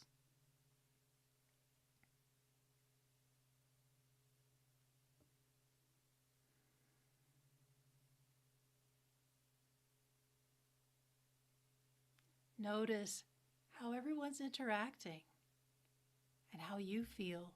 Are you more comfortable? Are you more relaxed? Are you flowing with people? Are you speaking less and listening more? Or are you listening less and expressing yourself more perhaps than you did before?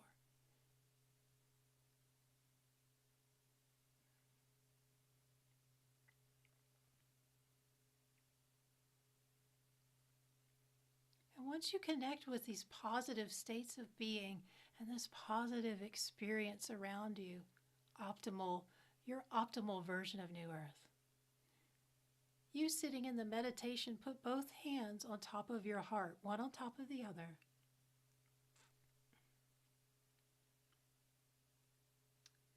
And now step out of the movie screen. And you're looking at the movie screen again and seeing your version of New Earth taking those feelings with you. And now take a snapshot image of some of the scenes you saw and the colors and the feeling state, and let them flow down through the top of your head, moving down through your brain, letting all the neurons in your brain accept this new information, moving through your eyes, your ears, your sinuses, your jaw, the back of your head, your throat, your neck. All these feelings, colors, images, move them down through your shoulders, arms, and hands, chest and back.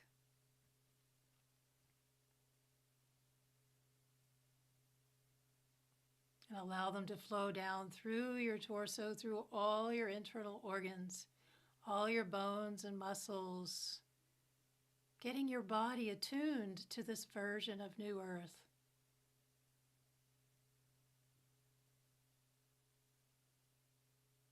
Allowing these images, feelings, colors to flow down into your hips, your legs, and your feet.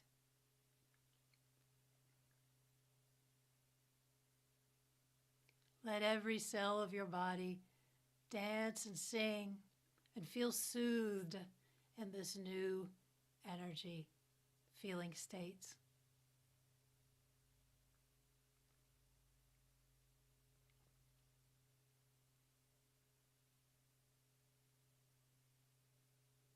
And as it continues to flow through your body, gently place your attention on your heart center and send them out in all directions around you, into your field.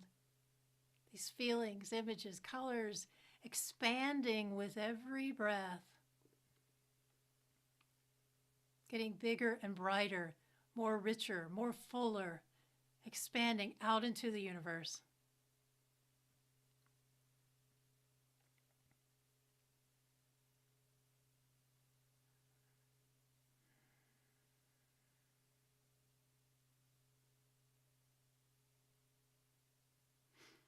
And as they continue to expand into infinity, put your attention again on your heart center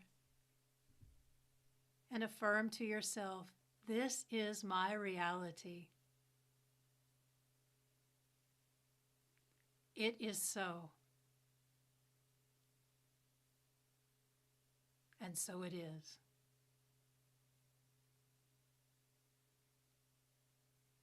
Feel yourself accepting this truth.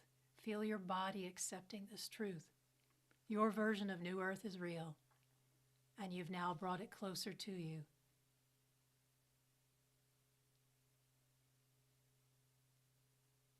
It is so. Take a deep breath and let it go. And when you're ready, gently open your eyes.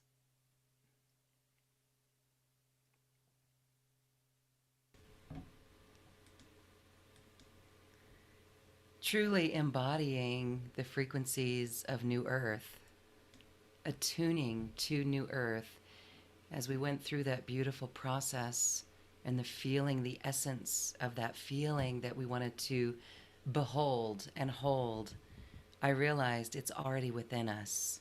Yes. Yes. And the more you connect with it, the more it becomes so in your physical reality. Yes, I can see that. And so beautiful. Well, we are out of time for today. We're going to take just another few moments and talk about how people can work with you, because that's really, I can hear so many that want to jump on board and work with you for your incredible assistance. I just want to add that we're going to bring you back, SomRa. There's a couple of things that we still have to talk about, I know. including more of your walk in experiences and so much that that's a whole other show. And also the fall from grace and some of the abilities that got shut off. Those are all more episodes, so stay tuned, everyone. But ways people can work with you. You've got a couple of options that are actually quite popular, so tell us about those. Okay. So I have the, first of all, I think it's listed, we have the sound channeling events. So as I mentioned last time, I started doing channeling sound after one of my walk ins back in the early 90s. And I eventually developed groups where I would do a channeled sound meditation. And people would come and lie on the floor. Eventually, we had to have everybody seated because the room would be so full. There wasn't enough room for everybody to lie down. And I would take them through a process that includes drumming, and that drumming helps clear energies very quickly on the surface through the vibration. And I would channel sound from the collective, the Trigalian Sound Masters, that I'm a part of. There are around 100 different beings from various star systems. And they're masterful at using sound to transform, to shift, to clear. Transformational sound is very powerful in helping to bypass blocks you have to and get to places and unlock your abilities, help clear issues, help you connect with buried emotions that you need to heal, things like that. And it does it very quickly. It's wonderful. And so I'd lead people through this process, and they would have physical issues go away in the event, emotional realizations, or they'd be transported to another star system or another time in history. Where they had another lifetime. We had all kinds of feedback. I don't have these on the recordings that people would share at the end, but they would talk about all kinds of journeys they went on during that experience. But that's what the sound channelings are in the special offer. And so I would bring in the sound. Sometimes there would be language of light, or a master with a different language would speak through me. And then I would usually end with the crystal bowls. Sometimes I would integrate the crystal bowls in. Sometimes there would be other instruments like rattles and bells and all kinds of really neat stuff. When the fairies would come visit and be guest in the singers in the experience through me. And I'm a conscious channel. I don't disappear. I'm a participant. And we are in the higher planes negotiating, discussing things every time a sound would come out. It's like, okay, here we're going to go this direction. We're going to go here. And so it was a really powerful experience. So each of those, I have 3. I created a nice little trio pack. One is an 11/11 event. It was recorded on 11/11, 2015. So it has the 11/11 energy, but also is about expanding in self-love, which we talked about is very important, and in your awakening and ascension process. So that each one has a theme, and that was the theme of that night. And so when you listen to it, it's not about listening with your ears, so earbuds are not recommended. It's best to have a good sound system if you can. Your computer speakers are okay. They may just create a little bit of a plastic sound, but the frequencies coming through is what matters, and it's touching your body and your aura. That's what you want. It doesn't have to be super loud or turned up. You just need some volume. And the other ones is the angels also. So I channeled the angels that night. They came to me the week before and said, we're going to be helping people connect with their angels and being more receptive to our gifts. And so that was called Receiving Your Angels' Gifts, I think, something like that. So as you listen to that, that's the state you want to be in. And at the beginning of each recording, I guide you through a brief meditation to relax and move into that deeper state and welcome the assistance. And that one was really cool. Lots of people connected with their angels that night. And then the other one is the renewal one. So that concludes the peep frogs. Like I talked about, I recorded these peep frogs at a creek where I lived at the time. And there were so many and they were so loud that I experienced this huge heart chakra opening being amongst these peep frogs while I recorded it. And I knew I was recording it to incorporate in that sound event coming up. So it's incorporated into it as a part of the whole meditation process and transformation. So that one's really, really neat, especially if you love nature sounds. So that's one. Another offer is matrix re-imprinting. So what we just did is not the matrix re-imprinting process. That is a version, that is a technique within a whole body of techniques.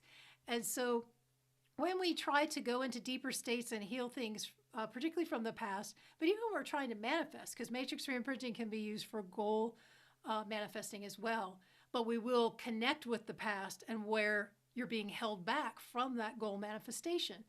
Because if you were completely in acceptance of that manifestation, it would be here. It would already be here. The fact that it's not shows that there's something in your past holding you back that needs to be resolved. And so we would go through and resolve that, or we can go directly with an uncomfortable memory and heal that you consciously remember. And it may also inform us of other memories that you didn't know you had that need to be resolved as well.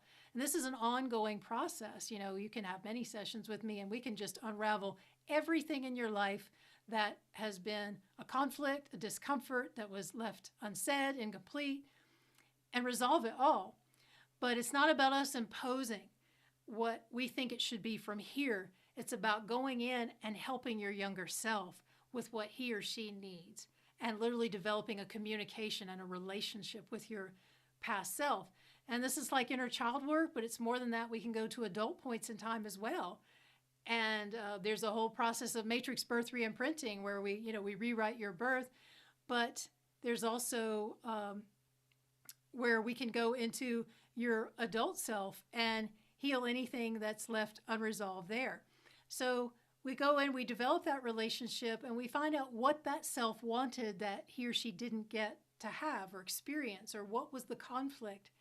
And we're able to provide that in some way or other. And I'm able to intuit and lead that process along the way. So it's very hard to do this type of work yourself because you've got those bypass mechanisms and you don't even realize it that will avoid places that we actually need to go. I can perceive them and I can lead us there in a very gentle, loving way and help it to not trigger that self-judgment, right? To help heal where you often took on a judgment of yourself. That's often what the issue ultimately is, and help to bring in new perspectives that then we welcome the younger self to accept, not impose.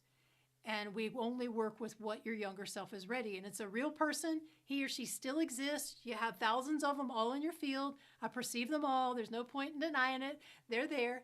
I'm here to help you love them back into your wholeness, which is what it's about. If you want to experience your wholeness, you got to have those pieces back.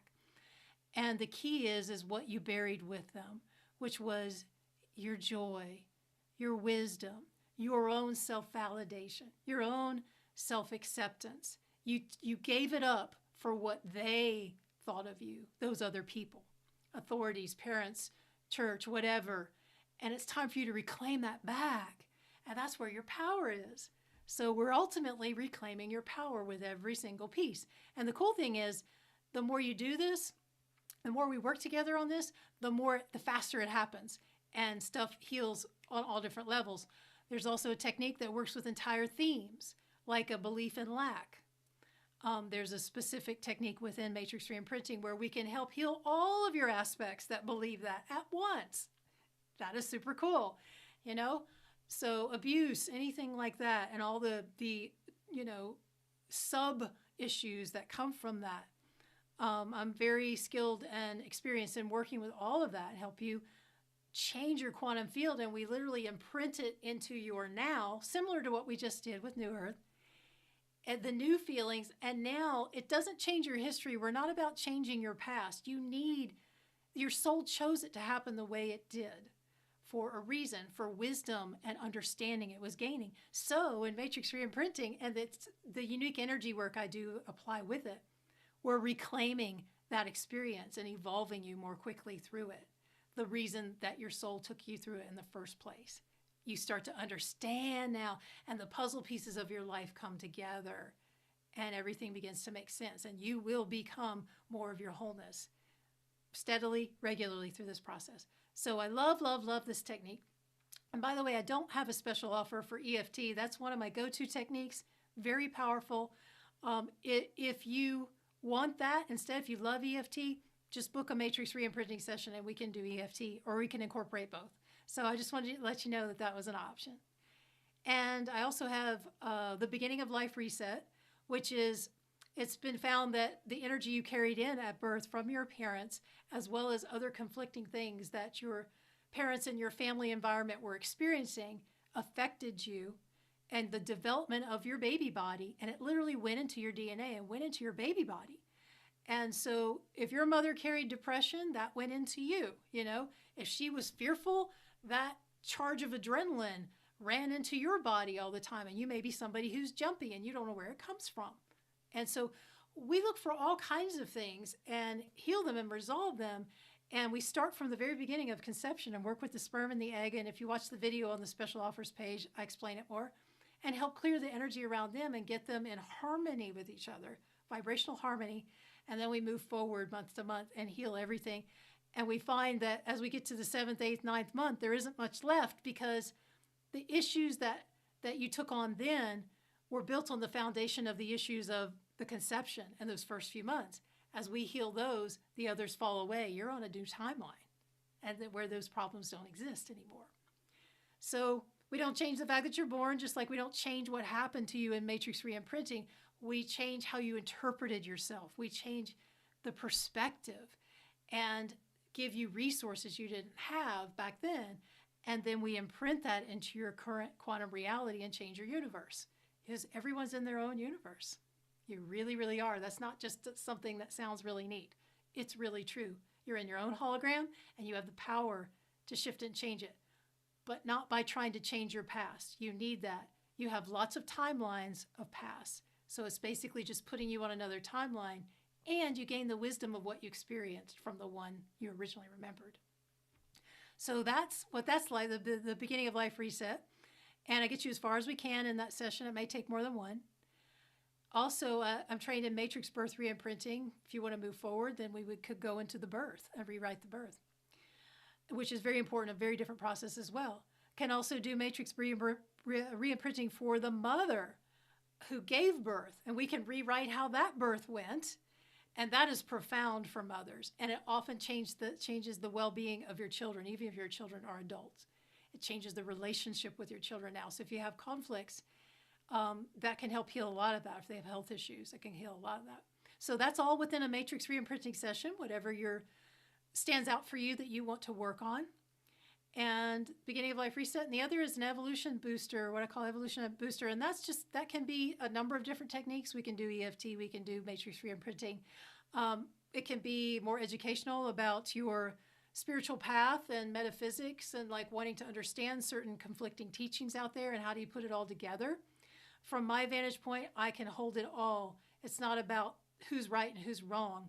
It's perspectives out there, because there are many confusing teachings in the spiritual world, spiritual circles, and I can help pull it all together and help it make sense in a way that you can apply it in your life.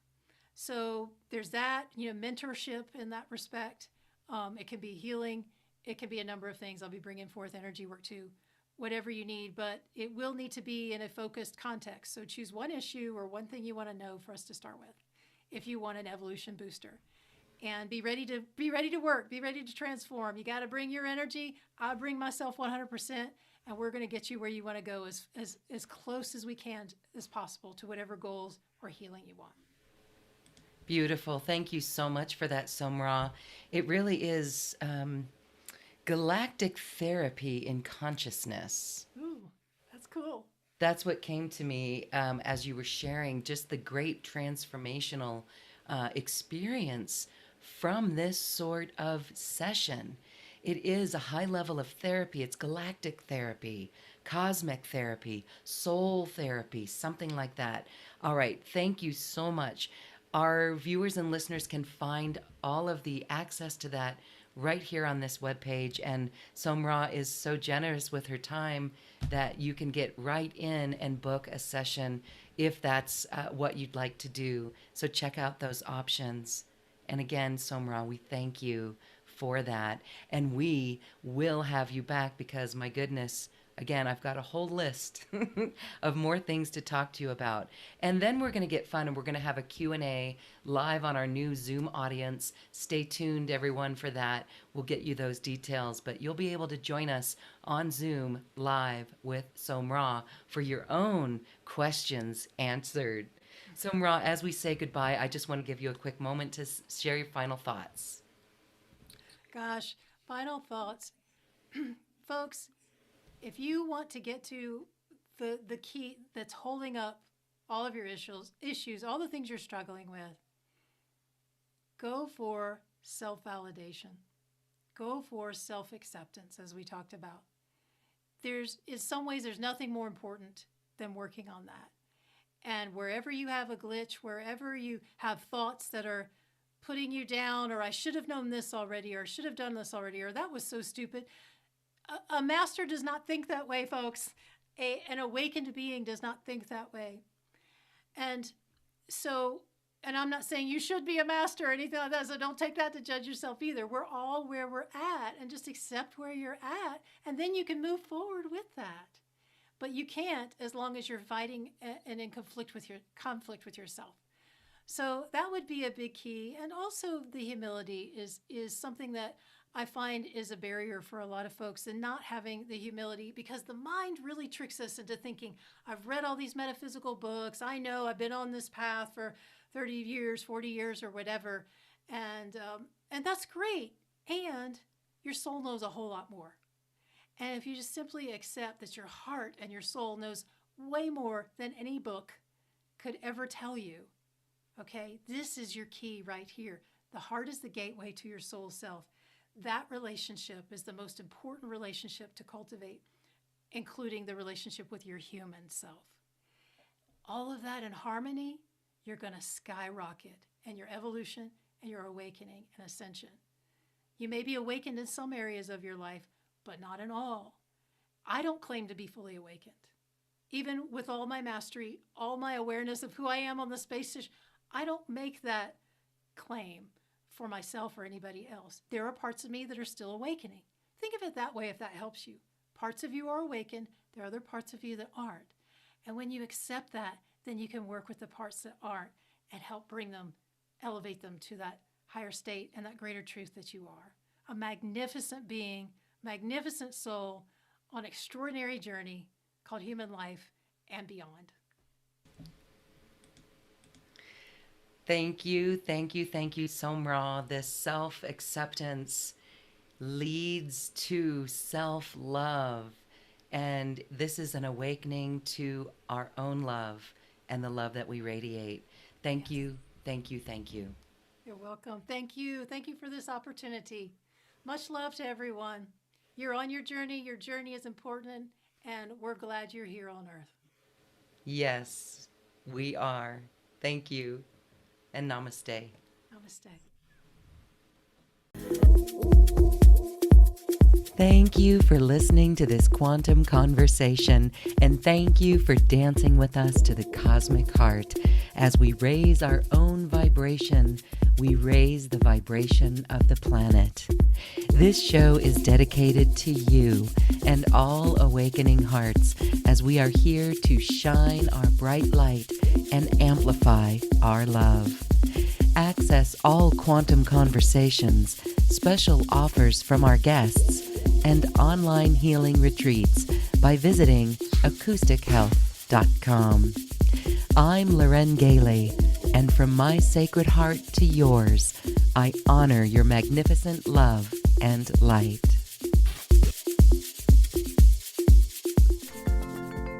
We leave you now with music from the universe. Music literally created by the universe, as musical notes were assigned to mathematical equations.